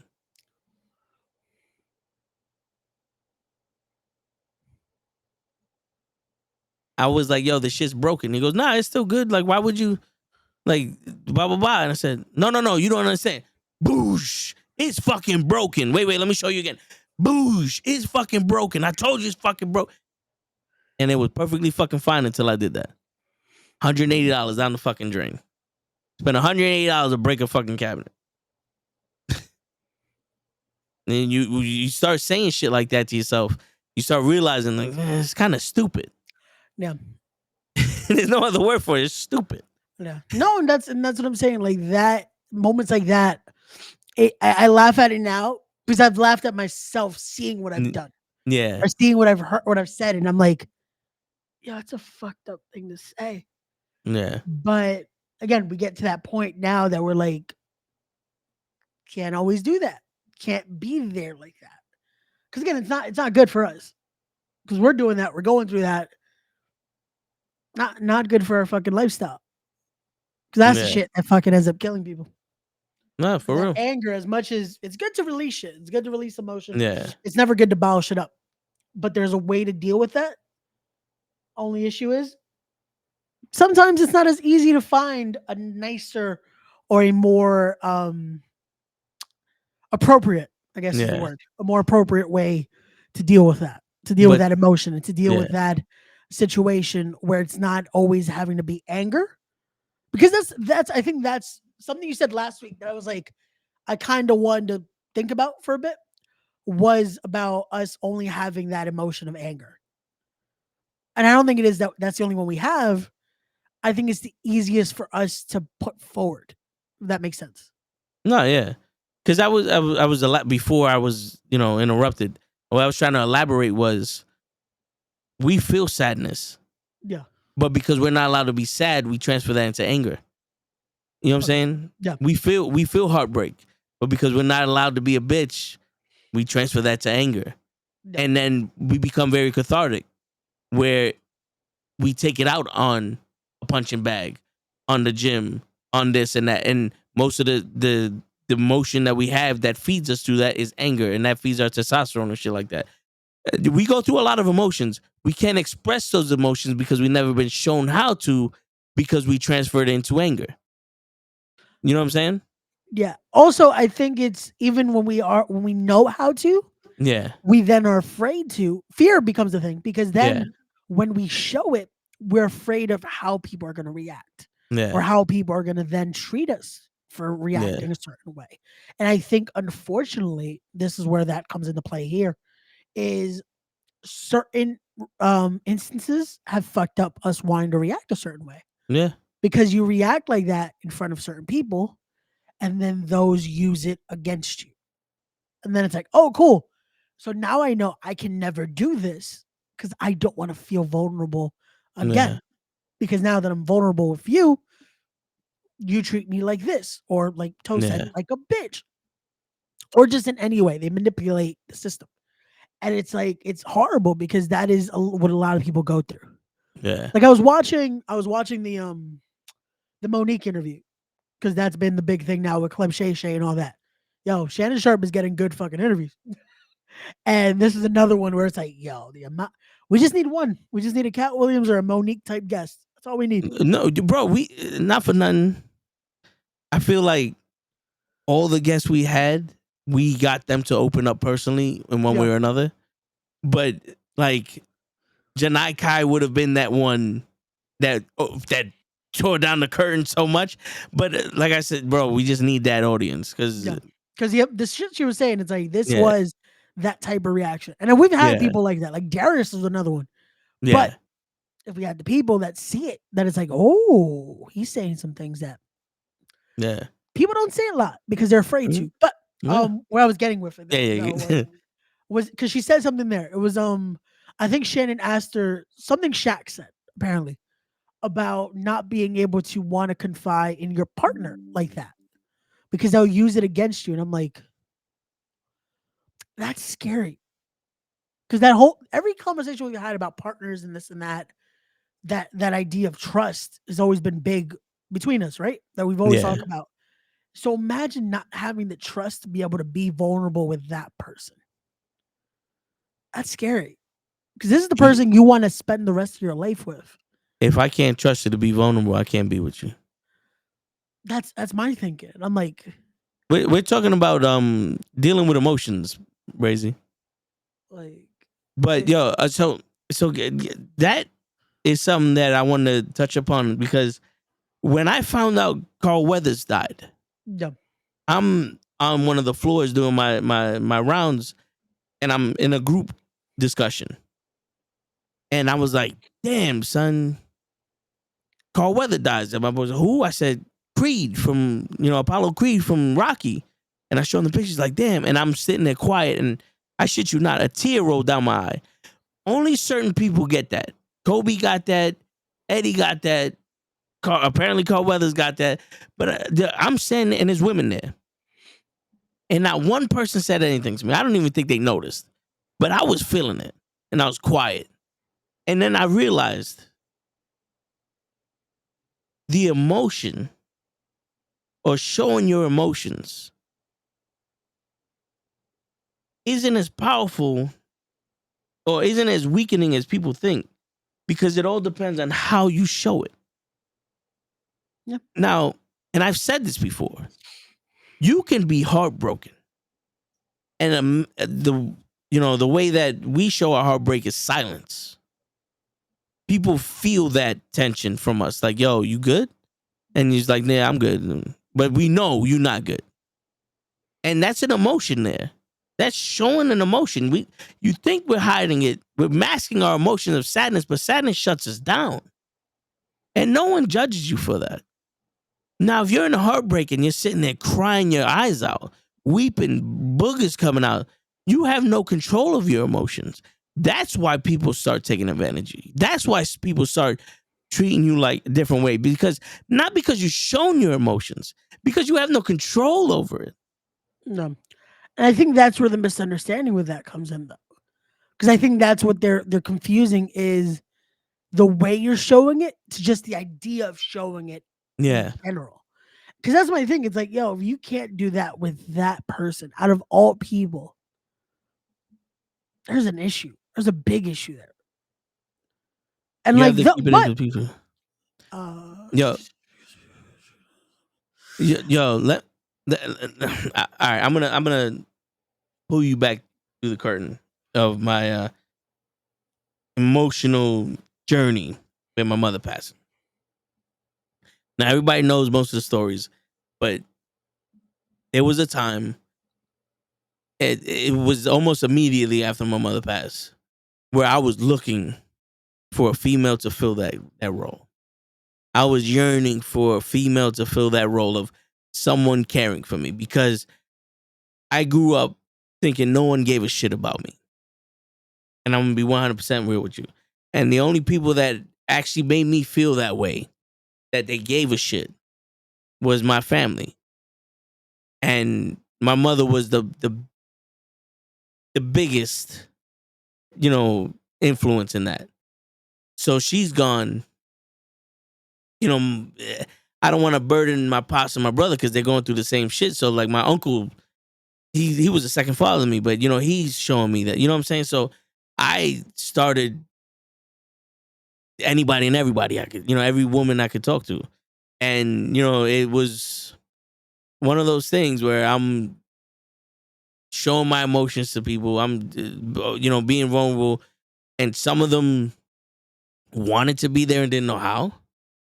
And others were, I don't give a shit. This is what I need. And since you're doing it because you're unstable, I'm just going to ride this out. And I've been in situations where I'm supporting a fucking family. You know what I'm saying? I'm supporting a chick with 4 kids, and I'm like, where this shit come from? You know what I'm saying? Like, I'm now a taxi driver for someone.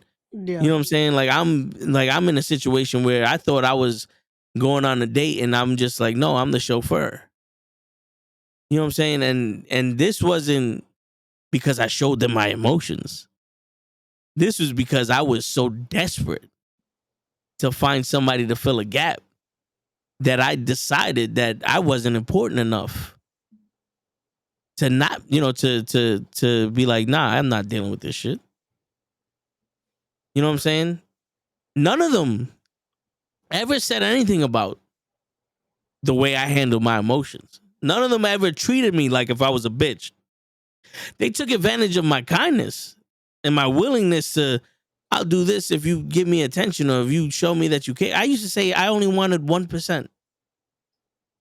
And like we said last week, I don't ask for much. I only wanted you to feel like, at least 1% of you gave a shit about me. No.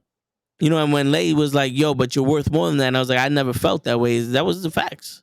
No, and that can be a thing though. You can get to that point of you want the bare minimum, and even at that, you're willing to take even less. And that is a whole other kind of vulnerability, though. Again, when we talk about emotions and we talk about all this, there's other ways of being vulnerable that can be taken advantage of, unfortunately.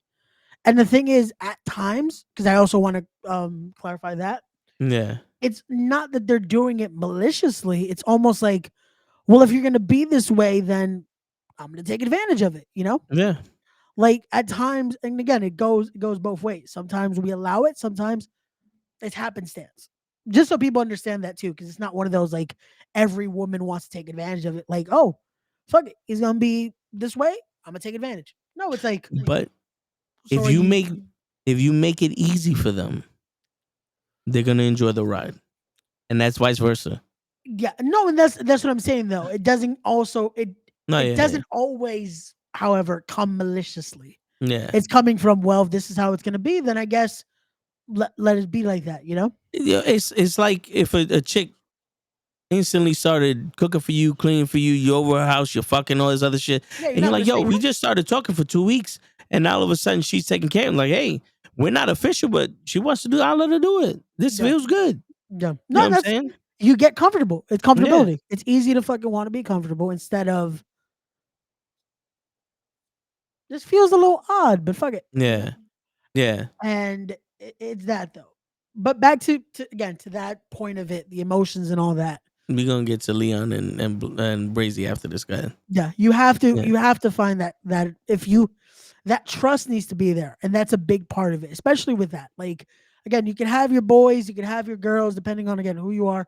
You can have both. You can have confidants in a sense. Yeah, But if that person who you decide that this is who you want to spend the rest of your life with, you don't have that trust in, you're already starting off wrong. Because this yeah, this again, having that vulnerability, being able to be at your true core, like this is how you feel, this is how you think, this is just what you're going through. yeah, Especially if you're someone similar to how me and Toe were talking about our emotion styles and all that. If you can't be able to have someone that understands that, then it's not worth it. yeah, Because I've unfortunately been in that situation where I dated someone who unfortunately their mentality and their way were also very similar. And that led to us understanding that this is never gonna work. Because unfortunately, we're both very stern on the ways we are.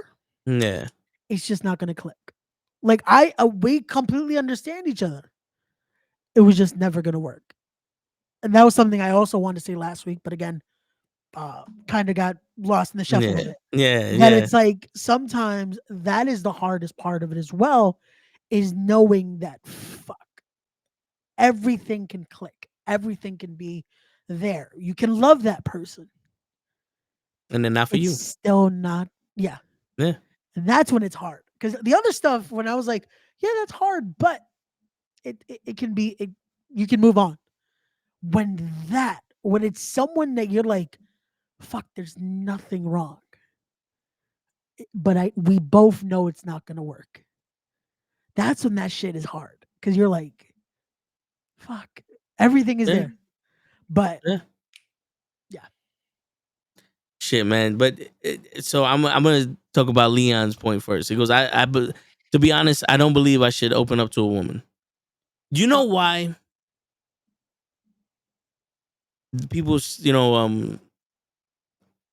people always say you have to respect your mother no matter what, because she's the only woman that will ever love you unconditionally, and that's saying powerful shit. yeah, That's why a mom is different than a dad. Not saying that dad don't love you unconditionally, but a mom would love you unconditionally no matter what. Fucking, you can sit there and be Jeffrey Dahmer, yep, and the mom wants to be like, "That's my baby. He's a monster, but that's my baby." yeah. Because that's Now, unconditional. It's always yeah, gonna be. now, granted, women don't understand men's trauma or how we deal with shit, so it gets uncomfortable. Especially if she's your friend that doesn't know you. You try to open up, she's like, "I don't know how to." And I've seen that before. It's like, I don't know what to tell you. I know that you're going through some shit, and I'm sorry for your loss or whatever. But that Your could also go boys, vice versa as well. yeah, Sometimes you just yeah, don't know, you don't know but what to say. You know. yeah, but your boys will be on some, yo, nigga, I'm here for you. You know, whatever that means to you, I'm here for you, right? Because they're willing to take that responsibility. As men, we're willing to be the helper and all that other shit.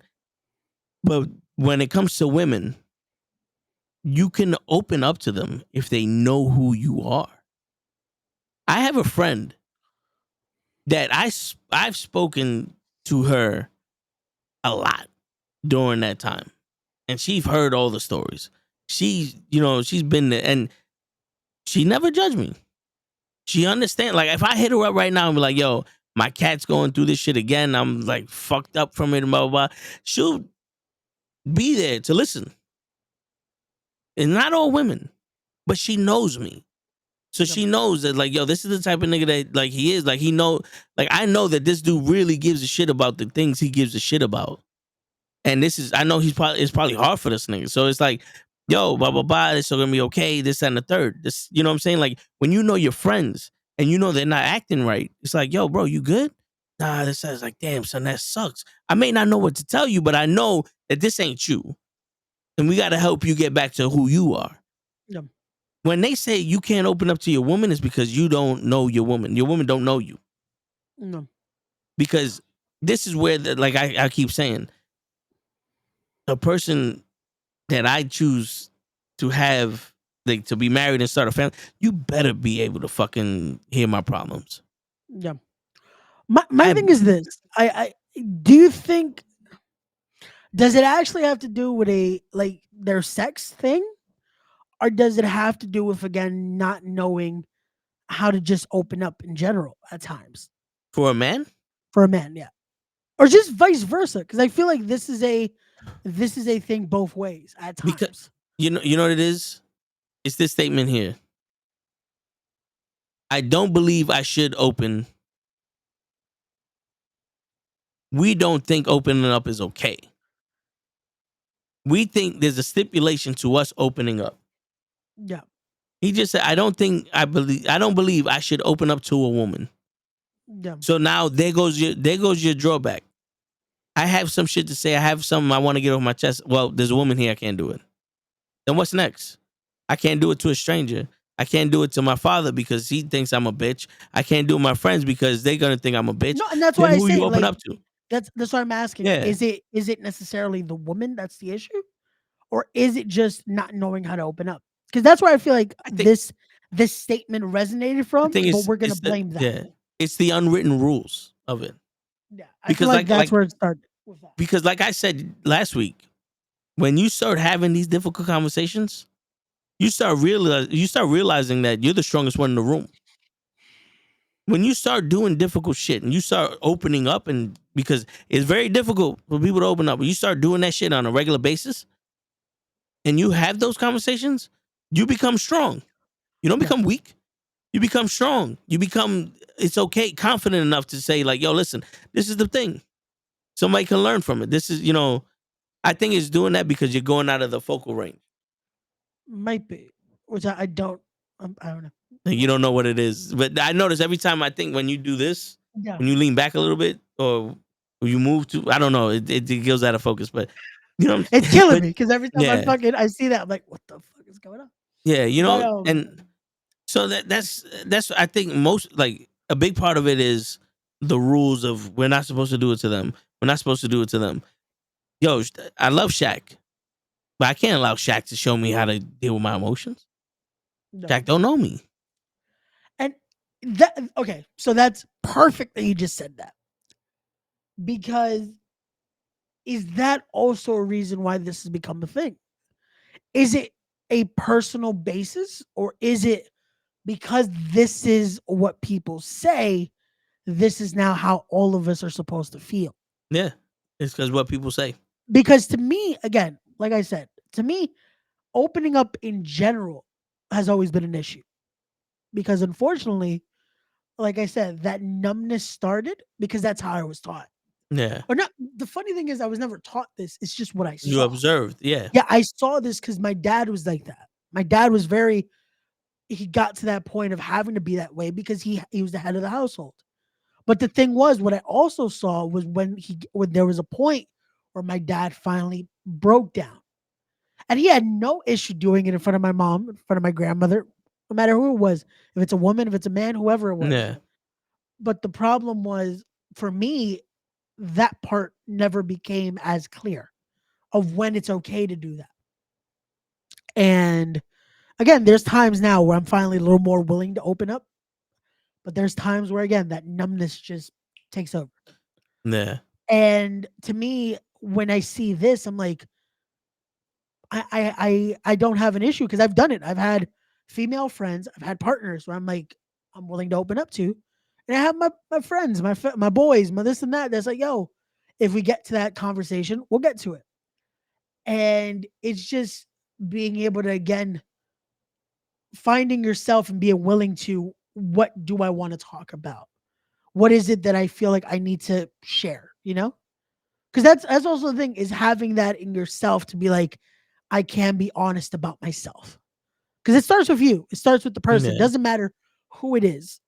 Again, always have that wall, especially because you don't want to get hurt. But putting the basis of, if it's if it's because it's this sex or that sex or this, it's like you're already starting off wrong. Because you're starting off with labels that, again, people have put, Yeah. but that's not you. That's not your case. That's not case. It should be case by case. It should be again on you. Again, if you've unfortunately gone through a moment like that, then my apologies. What we're saying Yeah. right now, it might not work for you because for you, you've gone through a bad experience. Because there's a lot of people that unfortunately have. They have Yeah. experiences. Oh, But they tried to do this with their partner didn't accept yeah. it. But not everybody's the same. Exactly I my point. I remember I was speaking to my uncle about shit like this, and I said something to him, and he goes, "Listen, that's this person. Don't develop a wall that prevents you from being who you are because of this person, and now the next person that might be the right person for you never gets to see that part of you No. because she might not be that. You know what I'm saying? Like she might be the one that sees that part of you and likes it or can accept it and shit like that. You know what I'm saying? So don't let the experiences with other people dictate your experience with new people because you never know. No, and it's so true. It's so fucking true that it's something like that. Again, it seems so simple. It seems so like, oh, let's just talk. But it's a difficult conversation. It's Yeah, difficult to want to be vulnerable. It's difficult to want to put that guard down. It's difficult to just say how you're feeling. Because it is a difficult thing. It's a difficult thing to admit when you're not okay. It's yeah, difficult to admit you're going through it. Even if it's the simplest shit.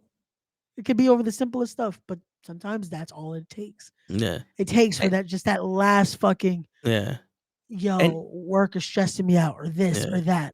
But again, no, it's okay to let that yeah, go. Let it out. yeah. And also, one of the things about I don't believe I should open up to a woman. Before you open up to anybody, you have to open up to yourself. That's what I was trying to get to. It has Yeah. to start with you. That was where I was going, but I couldn't fucking phrase it. No, this yeah, is why because that's why I yeah, love the discourse because no, yeah, we're able to lay up it into someone else.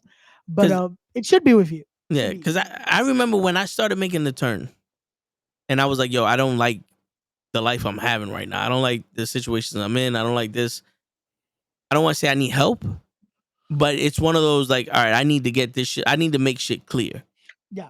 And like I spoke to my brother and my father, but the other people I spoke to was Krills and my other coworker, and I put him I put him in the office and I told him I said, this is what's going on. This is this and this is that, and that told me like we see it. And I'm like, what are you talking about? I was like, nigga, we see it in your face. You're going through some shit, but we don't know how to ask you if you're all right because you just sit there and you act like you're normal, but we see that you're going through some shit. We can tell the days that are harder for you than other days. It's like we were waiting for you to come tell us. You know what I'm saying?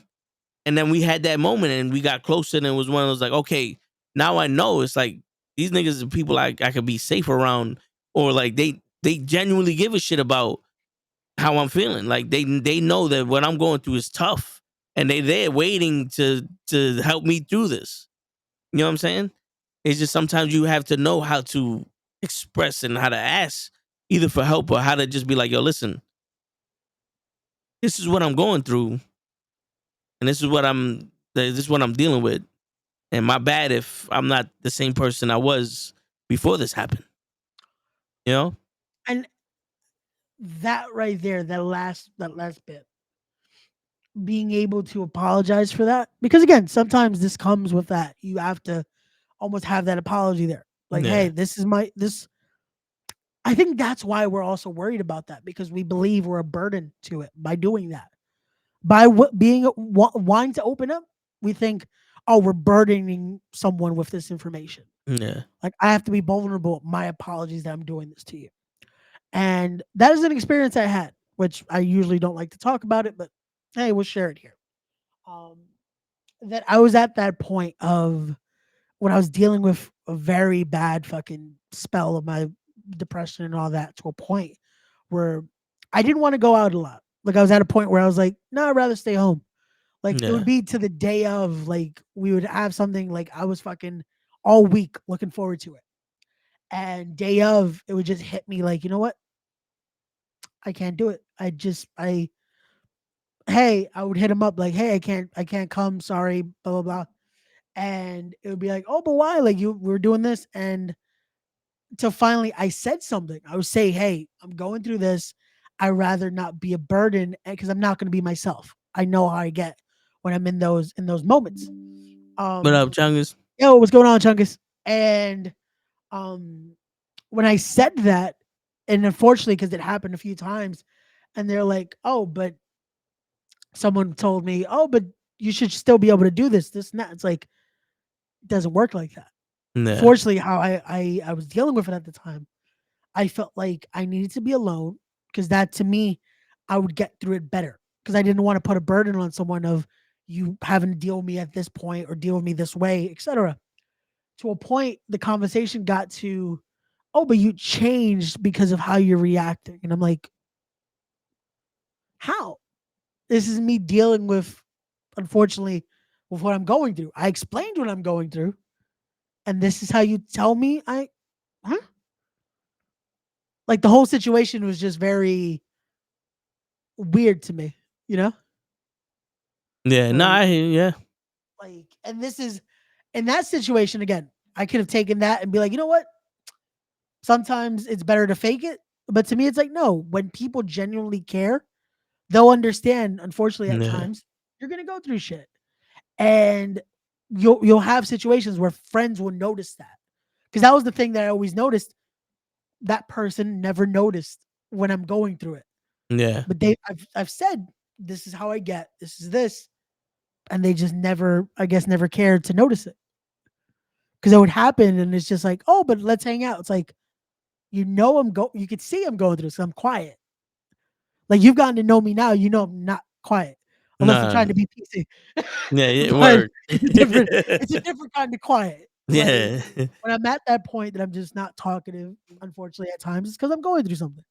But for them not to notice that, which I had known for a while, it was like, okay, cool. Now I know. And it took me a while. That's why, like I told you when I first started to know you guys, that it's like, it took me a while to get that vulnerability stage and want to be just cool. Yeah. Because you start to get that. You're like, I gotta have my wall up at all times. And it's the most euphoria feeling when you're finally like, I can put that wall down, because there's that trust, you know. Shit, but yeah, man, that's the growth. But you know, there's sadly there are friends that are blind to it because they're more concerned about their thing than anything else. And it's not that they're bad friends; it's just for the time they're not the best. You know, Yeah, and when they go, oh, but you can still go out. You're just masking it, yeah, faking it until you making faking it don't work because now you're gonna be somewhere you don't want to be, yeah. not No, and having that's fun at all. and I did that for a while. Like, there was times where I would do it just like, fuck it, let me do that, and it doesn't feel good. because that's when, and I don't know if we talked about that, and I'll save that part, that history of it for another episode. But like, it was to a point where I would do that and fake it, but I would just fucking try to black out. Yeah. Like I would drink to a point of like, I want to black out. So I'm like, that's not cool. Like I'm not me. So why Yeah. do this? Nah, I hear you, man. And that's when you start, like I said, when you get to my age, when more shit is starting to be like, that's when you get the, yo, fuck this. No. No. But why not? Because I said no. That's the answer's no. The reason's no. And what you're gonna get is no. You know? See, that's where I need to get. That's where I need to get to that point of just and no. And it comes with saying yes so many times or having to make bullshit excuses where it's like, yo, fuck this. If you can't accept my answer, I'm not giving you no more answers. Deal with it. I was in a situation, somebody was asking me a question, and I gave them the answer. They didn't like the answer. So they kept asking me the question in different ways. So I said, listen. And that was my answer. I stopped responding. I told you. This, and this. We don't have nothing else to discuss. Everything's handled. It's good. Yep. I don't need no more input. I don't need help. If I needed help, I would have asked you. Yep. It's because I didn't ask you. It's handled. We got you. Everything's fine. You know what I'm saying? And then when you know, like I said, when you're younger and you haven't reached that shit, you start doing it. But all right, yeah, but no, this, and this, and you start making excuses, or you give them a little bit of that, or this and that. It's like, she's not gonna stop, or they're not gonna stop until you do this, and it's like, no, you keep going. I'm done. And you walk away and let them talk to themselves. You know what I'm saying? Because, like I said, it's not rude. It's assertiveness. It's right now. You have no problem bothering me. You have no problem asserting dominance on me. And I have no problem walking away. So the same way I'm annoyed by you and I feel like what you're doing is wrong, you can feel like what I'm doing is wrong. And we're just going to be two bitches in the sea because I'm going over there now. You know what I'm saying? No. And it's having that, again, having that maturity of like, you know what? Cool. I'm going to see myself out. Yeah. And just having that, just knowing, you know what? Cool. And that's to me, that was the biggest thing of something like that. I was like, you know what? I tried explaining it. Didn't work out. Cool. See you. Because again, why am I going to stress myself out more? Why am I going to go through this more? If it's like, I tried to explain it. You said you understood it. You didn't understand it. It's not worth it. Yep. Like, it is what it is. Seriously. All right, let's get to Brazy's over here. He goes, yeah, controlling the emotions are hard, and I know I can't say much about this, but I see that men have a much harder time expressing their emotions. Like, it's hard to control, but yet you'll be mad fun of you, but you'll make fun of them. Like, I don't understand why men get shit for being told they can't cry. You know, because this that old school mentality. Men are not supposed to cry because we're supposed to be the leaders, and if you show weakness, people ain't gonna follow you. The problem is that only works when your army is weak. When you build a team, and if the leader shows vulnerability, the team needs to come together and make that strength for it. This is why what I'm saying for me growing up, like I said, Shaq can't tell me how to live. He can only tell me what he does. If he doesn't want to open up to a woman, that's one of his rules. Perfect. I get it. Yo, it works for you. You know what I'm saying? I don't know your reason, but if it works for you, it works for you. But me, emotionally, I want somebody I could depend on for those moments of weakness or those moments of vulnerability, for them to reassure me like, yo, it's okay. Now, when you have people that are gonna, you show that moment and now they look at you like you're weak, it's because they're not strong enough to hold the fort down. And they don't want to be there. because priorities. No, If yeah, you because it's a relationship is that. A relationship is emotional. Relationship is vulnerability. It's everything outside of having a house, a car, and all that other bullshit. Because I don't care what anybody says. Prostitutes will live in your house if you give them enough money. yeah, A woman would do that shit for free. No knocks on no knock on prostitutes. What I'm saying is you're buying someone, you're paying for someone to live with you. Yep. If that's what you want to do, that's fine. But when you're in a relationship, the money doesn't matter. The material shit doesn't matter. It should be it should be the emotional connection that you have with each other and that partnership because you're becoming a partner. yep. Not comfortability, not anything else. This is what Hulk was trying to say last week. Yeah, it got You know? lost a little bit Yeah. in translation, but no, and that's Yeah. what it should be. Again, this is um, it's so much to it. There's so much more than just what layman's terms, Yeah. and we kind of forget how much more deeper than it could get. But again, we as society or as the media likes to put out, we kind of forget those other sides of it. We forget why it's okay and why this is supposed to be part of it.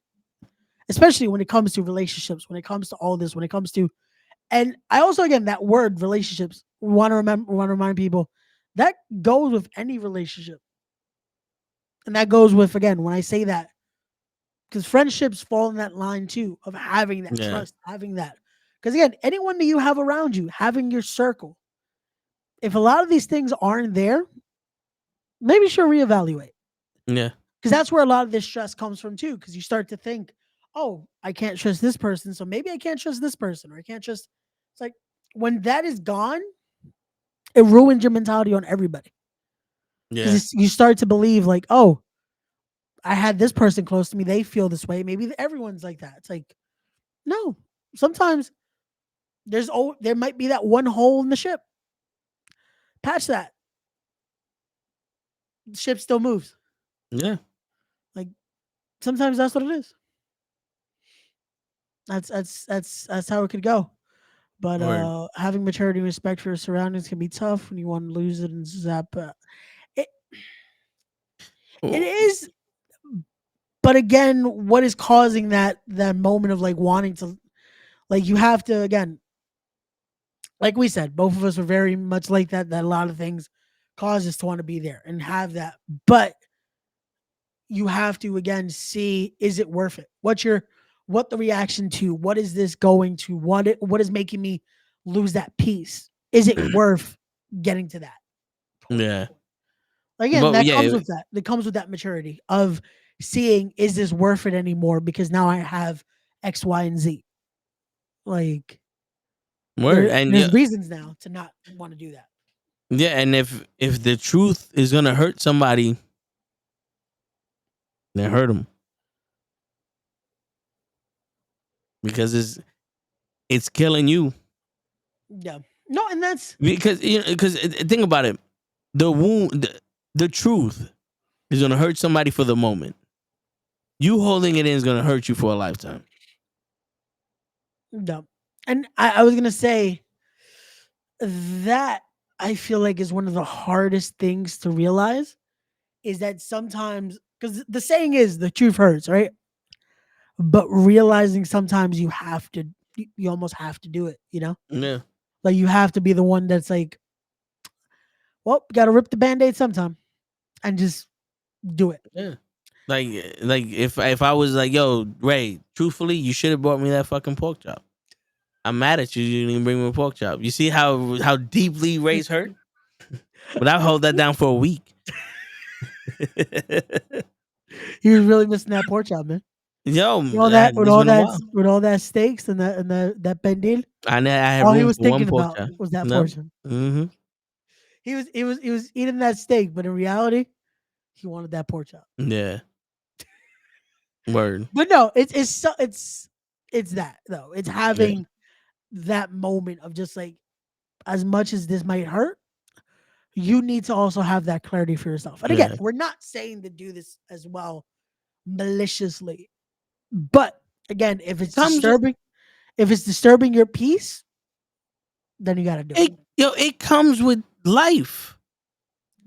This is why, like, yo, how many times have you done something and you're hiding it from your mom, and your mom's like, yo, what did you do? Or what's going on here? And you like, I can't tell you. And she's like, yo, tell me, it's okay.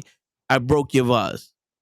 I love that vase, but it's okay. You know what I'm saying? Like, and you like, oh shit, it didn't hurt her as much as I thought. Yeah. Or No, you know what and I'm a lot of saying? times Like, it can be like that. And again, it could be something even more bigger than that. But it could have that similar reaction.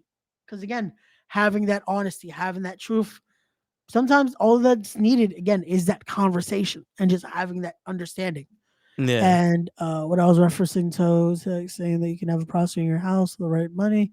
And how Ray said having the wrong people in your corner can be it really can be disastrous because it's one of those where again you could think your foundation is solid, but there could be that one just piece that's fucking you're wondering why isn't this working? Like everything is good.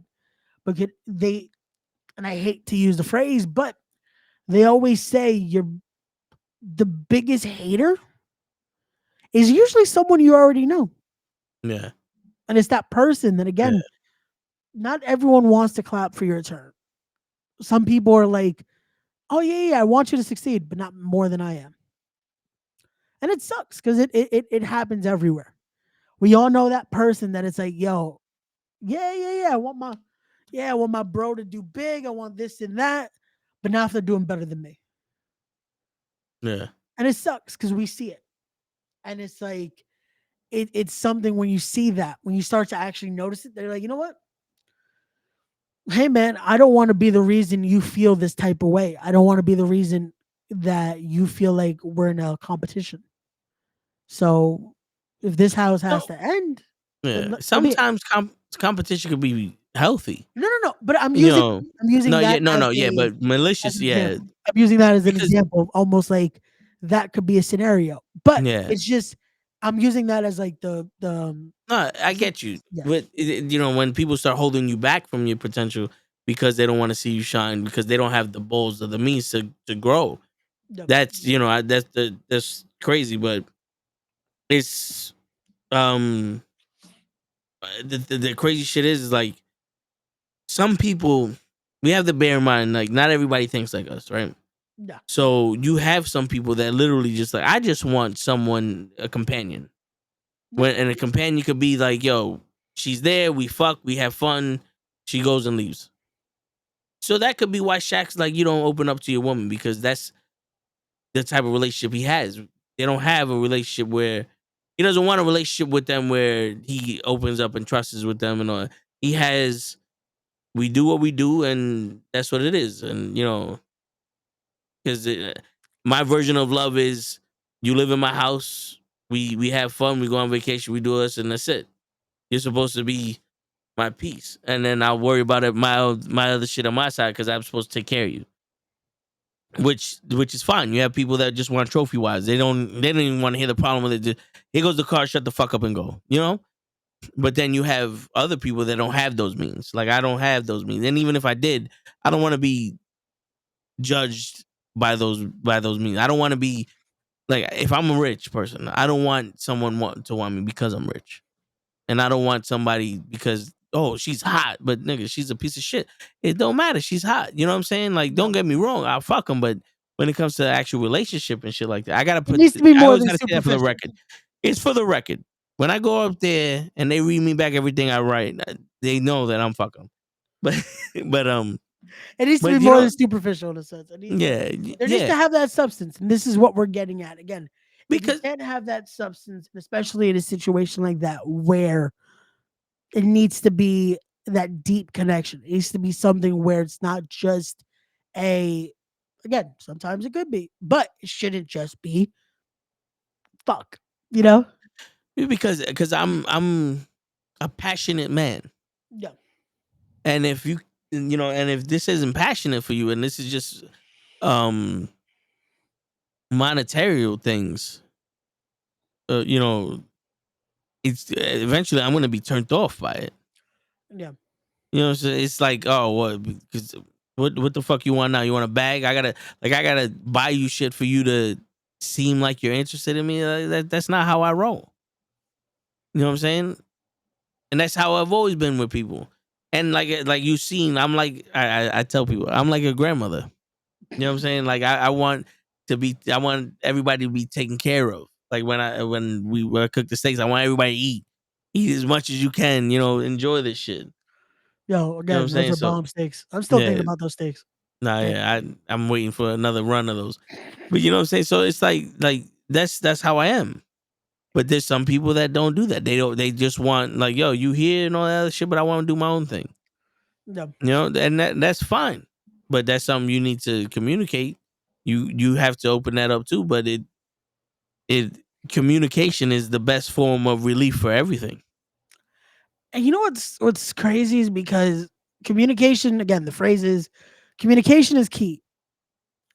And I feel like the more and more we dive into just what society puts out and just society in general, as much as we speak, we're afraid to be heard, if that makes sense. Yeah. Like it's the scenario of we want to say stuff. We just don't want certain people to hear it. And it's weird because usually the people we're most afraid are the ones that need to hear it. Like you and me could have this conversation, but it's like, oh man, but I don't want like this ex to hear it. I don't want this person. And it's like, why? Yeah. Like it should be something where again, if you're able to say this, be able to say it to anyone.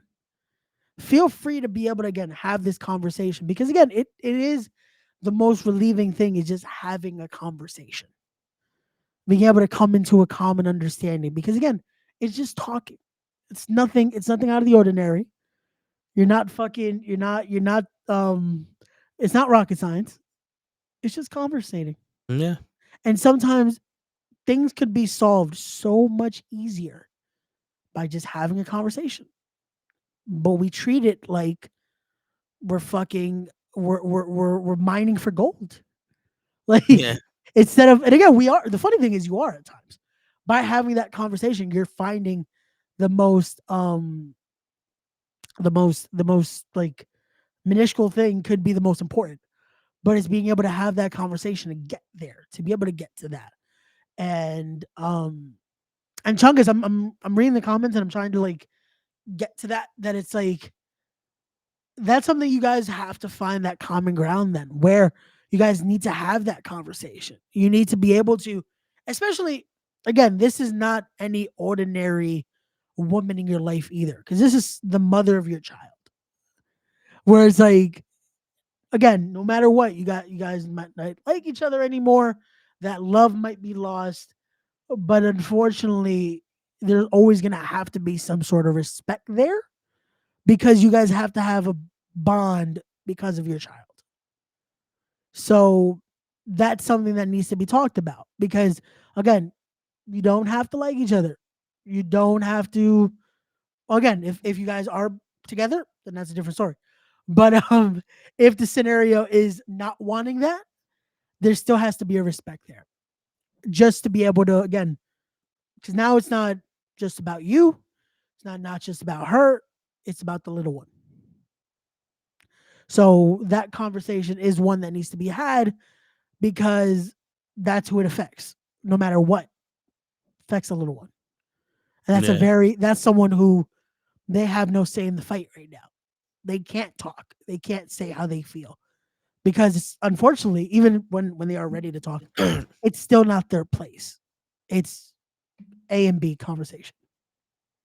So Yeah.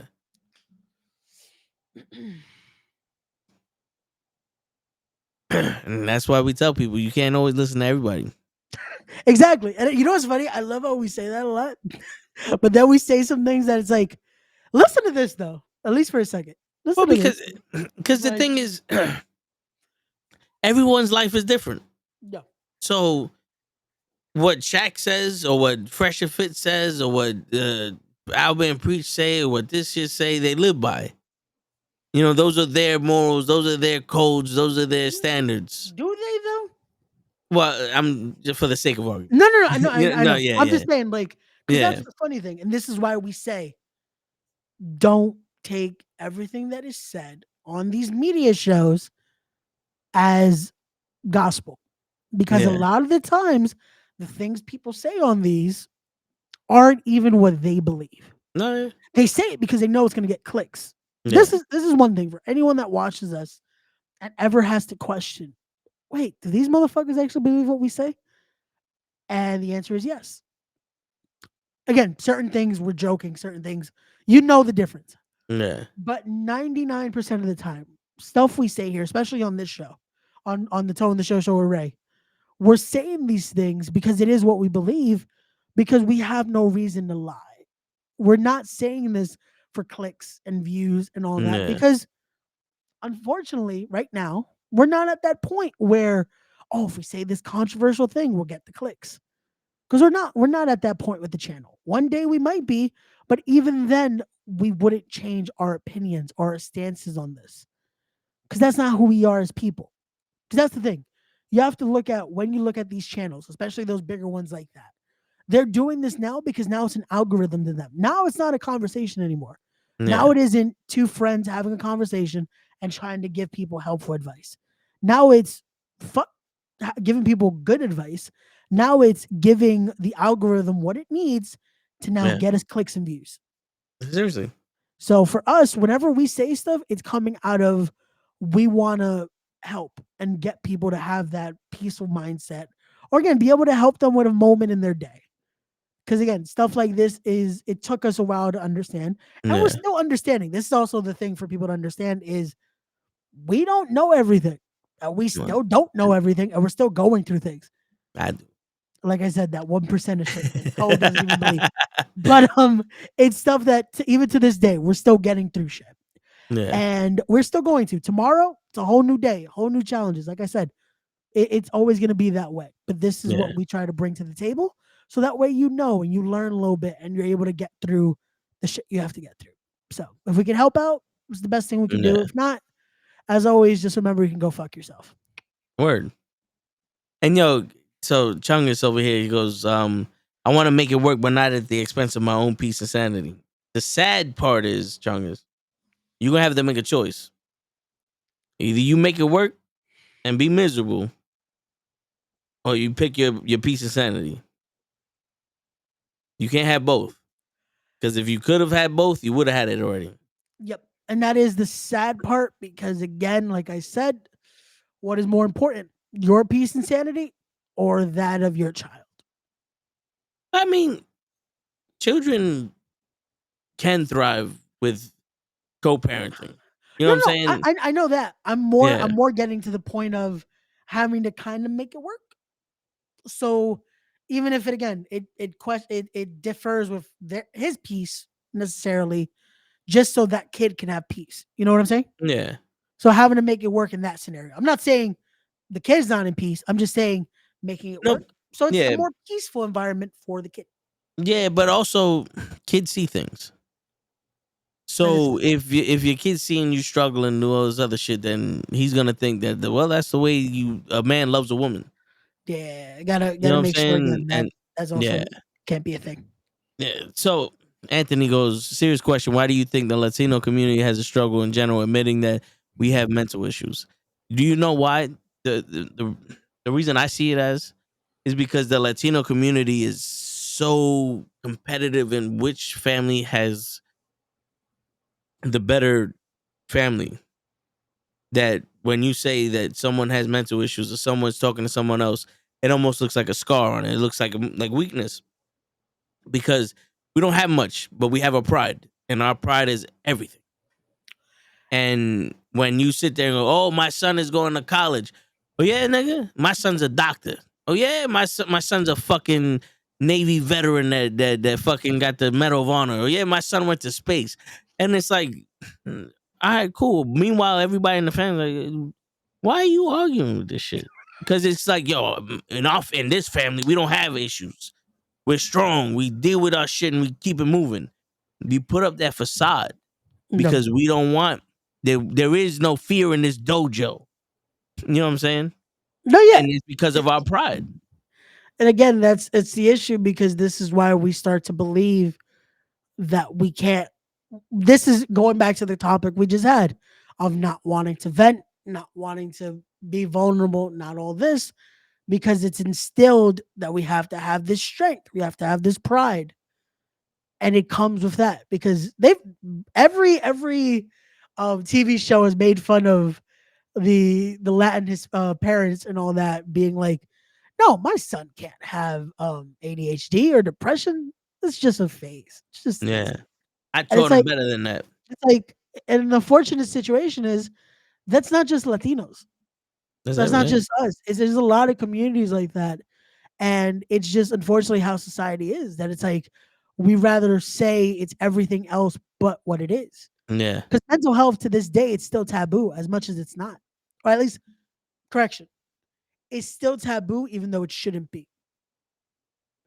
And the reason it's still this taboo is because people still don't understand that mental health is a real thing yeah. and that people every day do deal with these things and do deal with the decision of wanting to unalive themselves every single And day. you know, and the thing is, most people realize that. Oh, so most people don't realize that when because everyone has those moments. Some people decide this isn't normal. I'm gonna get help for it, and other people go, well, I'm just gonna deal with it myself because everyone has mental issues. Some are more severe than others. Yep. Everyone deals with stuff. Everyone can benefit from talking to somebody, and they just go, "Oh no, I got friends," or blah, blah, blah, I could deal with it myself, and all this other shit. Some people can't deal with it themselves Yep. because they can't control the urge to want to do that, or they can't cope with the fact that their sadness has overwhelmed them. You know what I'm saying? So it's it seems like, oh, it seems like there's something wrong with this person. You know what I'm saying? And like the family's like, oh no, my kid is perfectly fine. There's nothing wrong with you. You're perfectly fine. Where mental is not something you can judge. Like, Yep. if you broke your Or you leg, we shouldn't judge. see that. Yeah, it No, shouldn't be no, I mean shouldn't be like judged. a judge in a terms of health and shit like Oh, that. okay, yeah, Like, we can't measure that. There you go. You can't Yep, measure that. there you go. Because I was like, wait, people Yeah, do yeah. unfortunately judge it. That's the No, no, issue, yeah, yeah. and that's where we get to that Yeah, it's point like of you get people sick. don't want to. Yep. Yeah, you get sick. You can measure that with like your body temperature, the way you're doing this, your diet, all that. You break your leg, you measure it with MRIs and how the muscles healing and your strength and all that. Your mental health is all you. Yep. You don't show it like you show it, but that whole thing goes with, oh, he's just tired or he's just depressed or it's a bad day or something like that. Meanwhile, in your head, you're hearing, yo, I'm not worth it, or everything happens to me. I used to have this joke that wasn't really a joke. That when I was younger, it was me versus God. And every time I was trying to get something good, something would fuck it up. And I would be like, literally, I would go, one more for this nigga. And it got to the point where my boy just started dying laughing. And it wasn't so powerful that I believed it, but it was just way I got it off my chest. It was just a way And but even there are in some that people. moment, that is Yeah, it's that cathartic. Just like you need to say it. yeah, yeah. You know. But there's some people that live in that. I lost another one. Like, like I'm never winning a battle. I'm never getting anything good. I'm never doing this. I'm never doing that. And it's like, well, what the fuck am I here for? You know what I'm Yeah. saying? And then you need that outside perspective because it's hard to talk to yourself in a way where because some people they buy into it or they just that's it. This is set in stone. Yep. I'm a loser. I'm this. I'm that. I don't have any friends. I don't. Meanwhile, they don't see the forest between the trees. No, and it is an issue. And again, it's something where even when that's farthest from the truth, your mind makes you believe that. and you get to that point of just this is what we see, even though it's not true. But you guys think it's a generational thing? Also, that older generations and the Latino community never really talked about. When they see our generation being more open about it, they look at us as being weak because we're more comfortable talking. You know, Okay. the thing was, all right. I want to say this without sounding malicious to the people that really are affected by it. Yeah. But I think that it became mainstream with social media because everyone was bitching about their problems. And everyone just so happens to talk about their mental health about shit that really isn't that big of a deal. So now the mainstream get it and they go, "Oh, Pokemon." And listen, I'm not saying that she said this. I'm just throwing a name out there. And like Yeah. Pokemon said that she suffers with depression because of this, and you sit there and like she could, not doubting it, but boy, would I want to have that depression with all that money in my fucking bank account. You know what I'm saying? It's like it became mainstream because now all these superstars and it's people start looking at it like, oh, I guess being depressed is the thing to do now. It's Yeah. the fad. You know what's the issue though is that again you're using that example. It works. The Yeah, is that people that again she might be, again and I believe they definitely showed that she dealt with a lot of depression and just social anxiety even though she's in front of a camera. yeah, Those people a lot of times are dealing with it. We've seen it. Look at yeah, fucking Robin Williams, yeah, someone that we thought was the happiest guy on earth. He does what he had to do because he was the one battling with a lot of fucking depression, yeah. and you don't see it. And the issue is when they magnify those things, and people think, "Oh, this is going to get them help." Sometimes it makes it worse because that's what we magnify, but we forget there's people that are silently battling this and are dealing with their things. And again, yes, social media, like a lot of things, it boosts it more and it makes it become a trend instead of letting it actually be what it is. And it's an actual battle for people. Because there are people, Yeah. again, who are dealing with this and are going through this. And to answer Anthony, though, in consensus with that, though, like I said, it's not just a Latino thing. It's just been, unfortunately, for older generations, it just felt like this wasn't something that was talked about because you dealt with things. Oh, And the thing is, I will say this: it's not like this hasn't always been a thing, but yeah, like Toe said, social media makes it something bigger, and yeah, now it's just talked about. The issue is that people don't realize this has always been a thing. We just thought, oh, this person did this because fuck it, that's why. Because yeah. there's been a lot of reasons why people unfortunately end up unaliving themselves. And we just never talked about it. There's a lot of people that gone through this. People that you're like, oh man, I wonder why did this person like because they'll never say it was that a lot of times. Yeah. There's a lot of celebrities back in the day when they didn't talk about anxiety, depression, all that. They end up one day just so and so passes away because of unknown Overdose. causes. Yeah, And it's like you'll be like, oh man, but with that much money and this and that, it's like money doesn't unfortunately at times cure happiness or depression. It doesn't bring that happiness. For us right now in the situations we're like, well, yo, money would fucking do so much for me. because here's the thing: Yeah. the more popular you are, the more alone you are. Yeah. And most of the time the depression comes from that emptiness. Like we all suffer loss, right? So we all go through that depression stage. There's a hole in you that you try to fill. Yep. And you try to fill it with substance, so you try to fill it with people, you try to do this and that. When you're rich, you just have more buckets of water to fill this hole. Yep. And this hole does not get filled by material things, by other people, by substances and all the other shit. I still have the hole for missing for my mother and me. But you fill it with who you lost. You fill it with what you is. So your loneliness is very hard to cure. Yep. In a world where everyone wants to be around you. Yep. If that makes sense. No, it So for does. And us, it's such a yeah, difficult thing to look at yeah. and see. For us, I can sit here and say, "Oh, I wish I was depressed with all that money," because I'm not looking to fill a hole. I'm not like I don't have social anxiety. I don't face the problems that they face. So for me, I'm saying shit, the only issue I got is money. So you want to trade that? Like, I'll take the money because that's my problem, and then you could take what I'm got. You know what I'm saying? It's easy to say that because money's the only thing we see is our issue. You know what I'm saying? So it's that's why people say that a lot. Like, you know, Robin Williams. If you didn't see it coming, but if you watch his stand up, you see it. He had a Oh, no, very yeah. sad face most of the time. No, and no, But but I say that because again, yeah, no, it was shocking. yeah, it was very He brought so shocking. many people joy and shit. Yeah, and it's one of those where again, people say, "Oh, but they didn't see it coming."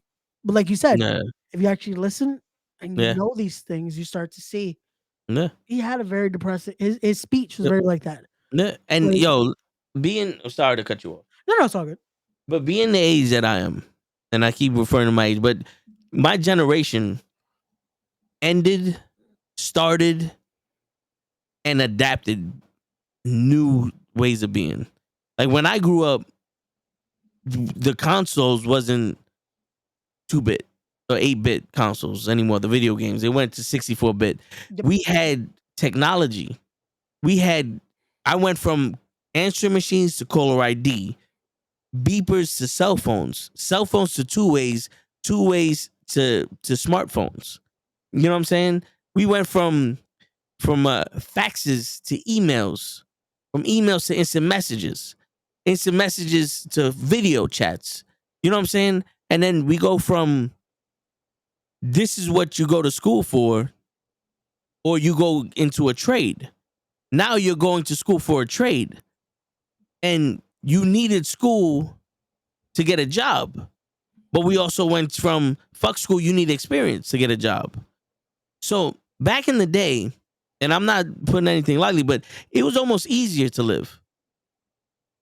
You didn't have these machines. You had to remember people's numbers. Yep. You had to go out there and talk to people. You had to make friends. You had to experience life. You had to go out to meet people. You had to do all this. You had to be more social. You had to live. Yeah. Yeah. And like they would like I was a part of that stage. We didn't have phones. We went outside, we played wiffle ball, we went and did that shit. We went to school, we made all this. We met each other after school. We did this. We had separate friends, separate locations, separate different things. Yeah, no, and that Now, was the thing. It was more yeah, social, and it was again living. but Now it's become almost that scenario of everything is yeah. just here. And but so that was it was limited to the fact where I said, yo, I want to be a wrestler. You're not gonna be no fucking wrestler. Okay, then what can I be? My uncles were mechanics. My uncle, you know, my other uncle loved cars. Our car always broke down. Fuck it, I'm gonna be a mechanic. Yeah, My brother, what you want to be when you grow up? I don't know. Fuck it, I'll go to the military. It was easy. It was easy to sit there and be like, oh, what do you want to be? My father's a doctor, so I'm gonna be a doctor. Or, you know, I got hooked up with this job in Con Edison or some other city shit. Take the city exam, get in the city shit, and do that. That was easy. That was life. Now, so many people are figuring out how to become millionaires without doing nothing. Everyone goes, oh shit, the world's open to us. There's so many possibilities. When there's so many possibilities, everybody goes, who the fuck am I? Who am I? yeah, You know, what do I want to be? Like, you know what I'm saying?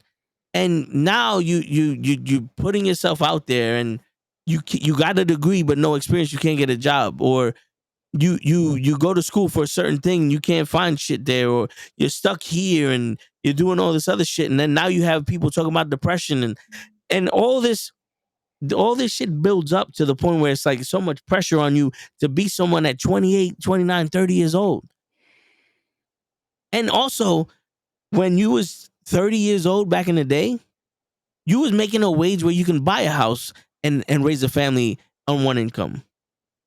On 3 incomes, I'm struggling to make rent. yeah. You know what I'm saying? And that is what again just it's insane to think again when everything allegedly is supposed to make things easier. It's almost made it even more stressful, and again, it's made it more challenging to do the most simplest thing, and that's Yeah. live.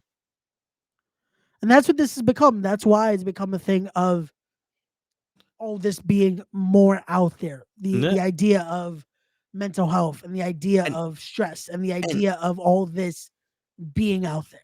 And also you have to live in a facade now. Right? So think about this. Back in the day, you went out, you had fun, people saw who you were, they enjoyed you for you. You met a girl like that, you kick game to her, you talk to her. Even on the internet, it was, oh, we just talking to everybody, you seem cool, blah blah blah. Now, I can't get a response to save my life, no matter what I do. And unless a person would be like, damn, I'm not good enough for that. But I know it's I'm not presenting myself in a way that they like, because I don't go past who I am. I don't fake shit. But when you get to talk to someone in person, they get to see who you are. And so now we're behind this phone, we're behind this screen, faking everything just to get a taste, get a foot in the door. No. And we're overextending ourselves and and compromising our self-worth and our self-respect for nothing most of the time, because a lot of people are out there doing stupid shit for YouTube, not getting any views. A lot of people out there, fucking putting out these profiles on dating websites, and they're putting other people's pictures. They're putting false information. They're trying to, and then it's for what? To be rejected just because, like, oh, the truth is I'm not really Maurice Chestnut. You know what I'm saying? And that takes a mental toll on you. You don't know who you are, and you don't know who you have to be in order to get anything, because you're hiding behind a screen. And that's the saddest part, when there are people who genuinely try to be themselves and they realize, or not even that they realize it, they start to no, okay, correction. They start to believe that genuinely just being themselves isn't enough.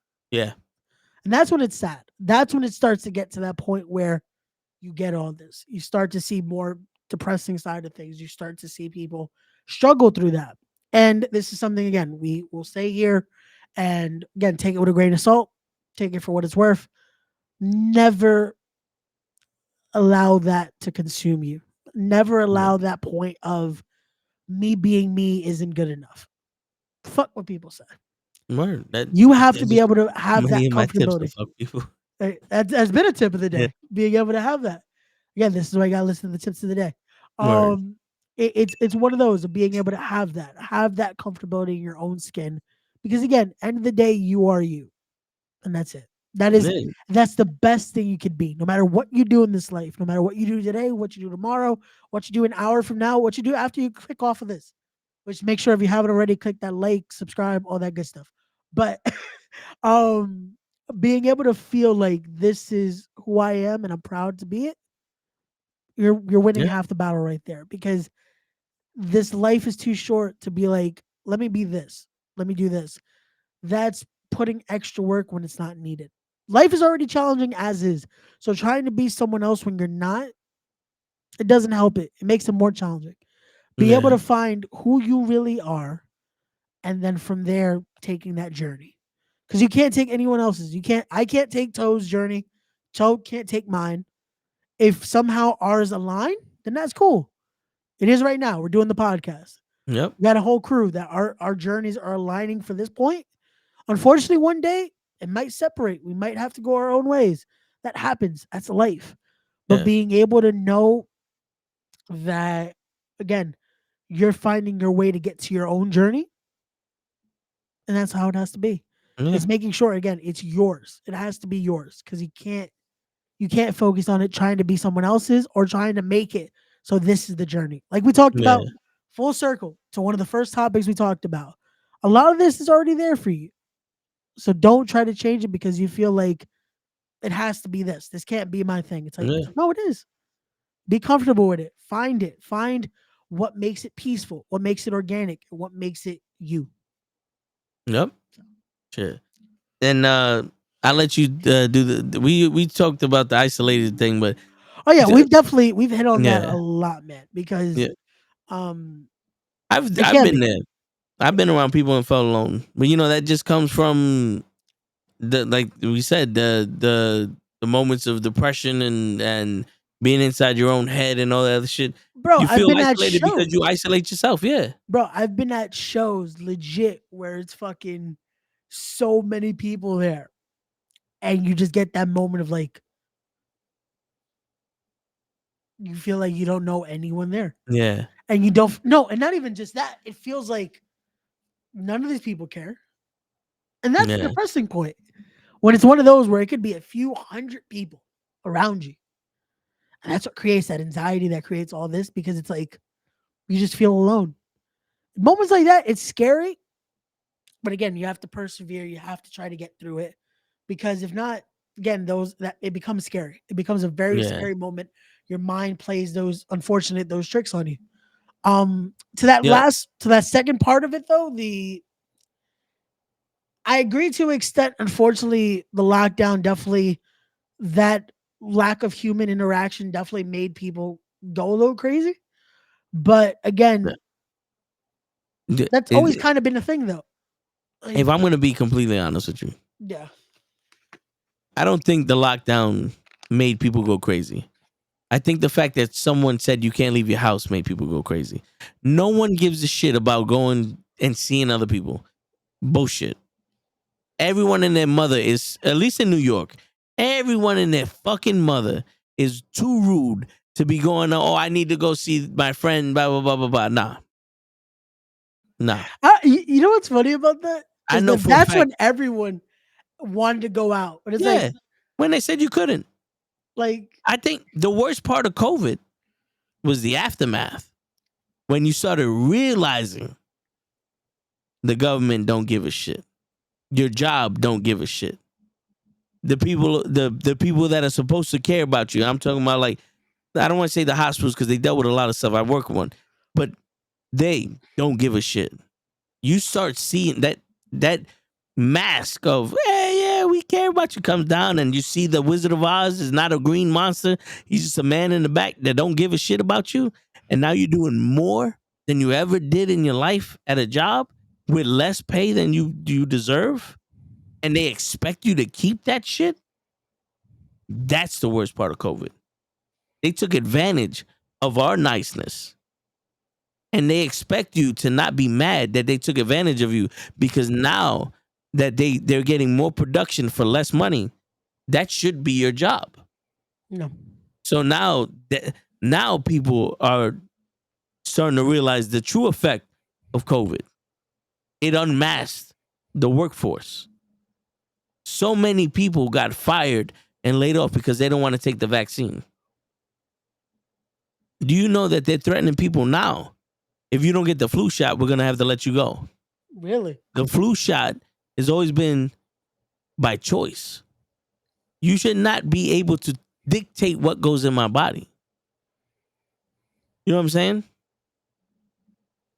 But they started getting too comfortable with it. Once they dictated that the COVID vaccine goes in your body, they're dictating everything else. And that is the worst part of fucking COVID. And they're gonna distract us with another shooting, another kid dying, and all that. Because I'm a true believer. It's sad.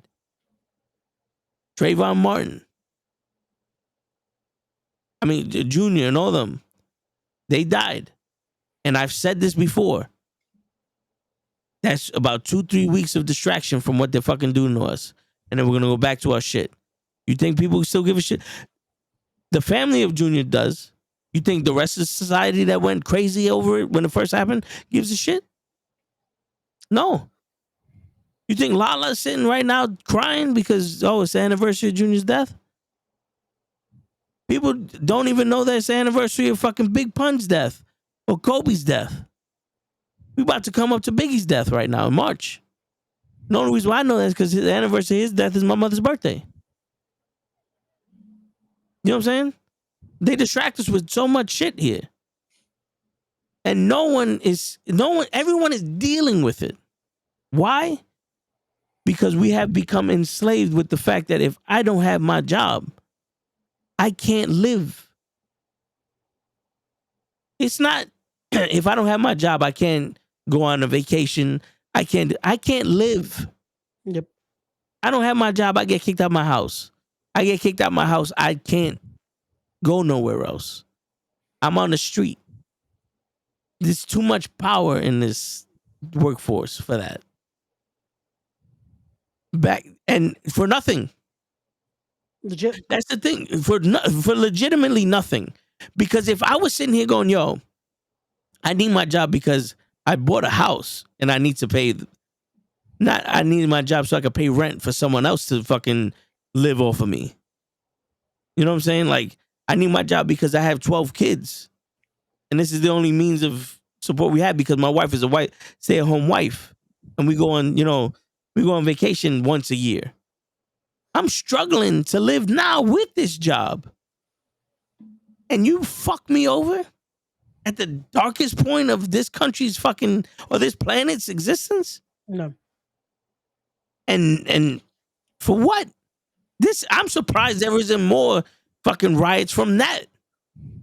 We burned down Fordham because they killed someone in fucking another state. When they killed George Floyd, they burned down Fordham during the riots. Yep.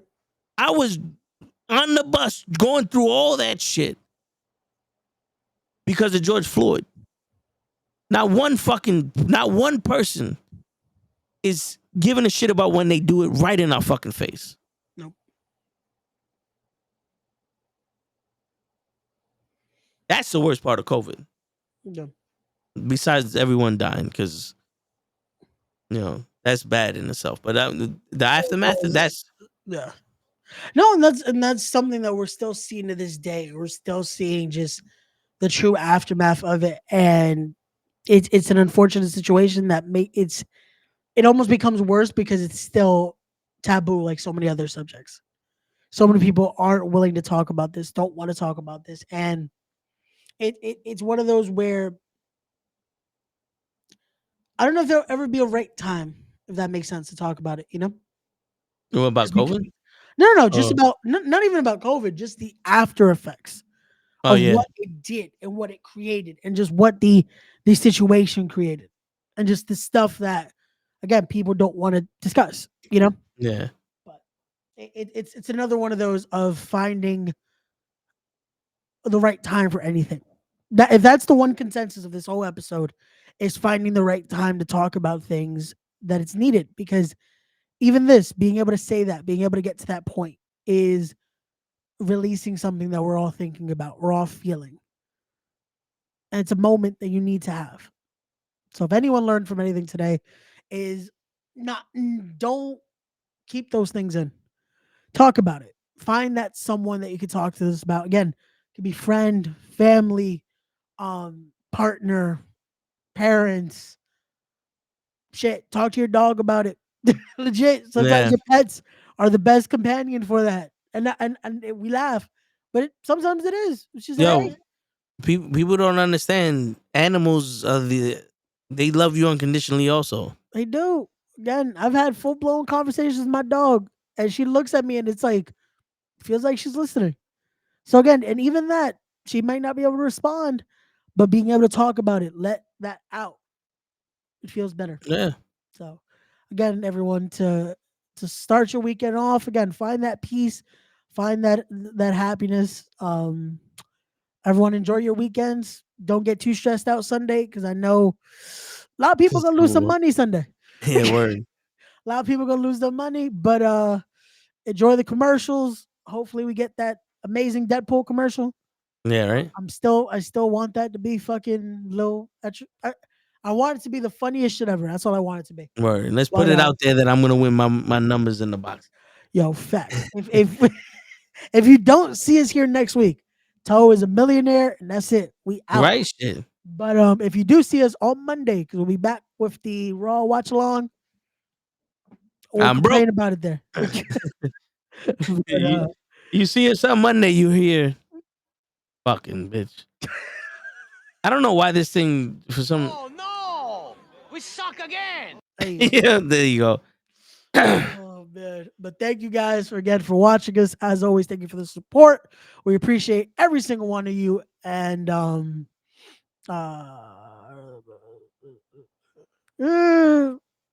that's a subject for another day.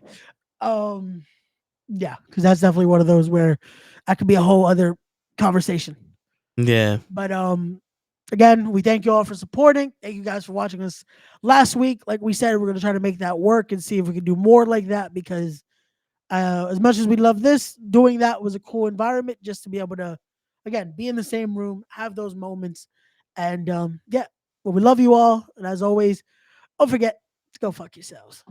Word. And on that note, ladies and gentlemen, it's your friendly neighborhood Knuckleheads signing out. Peace, everybody. Thanks, Joseph.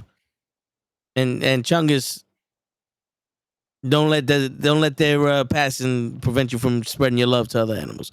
Facts. Peace, everybody.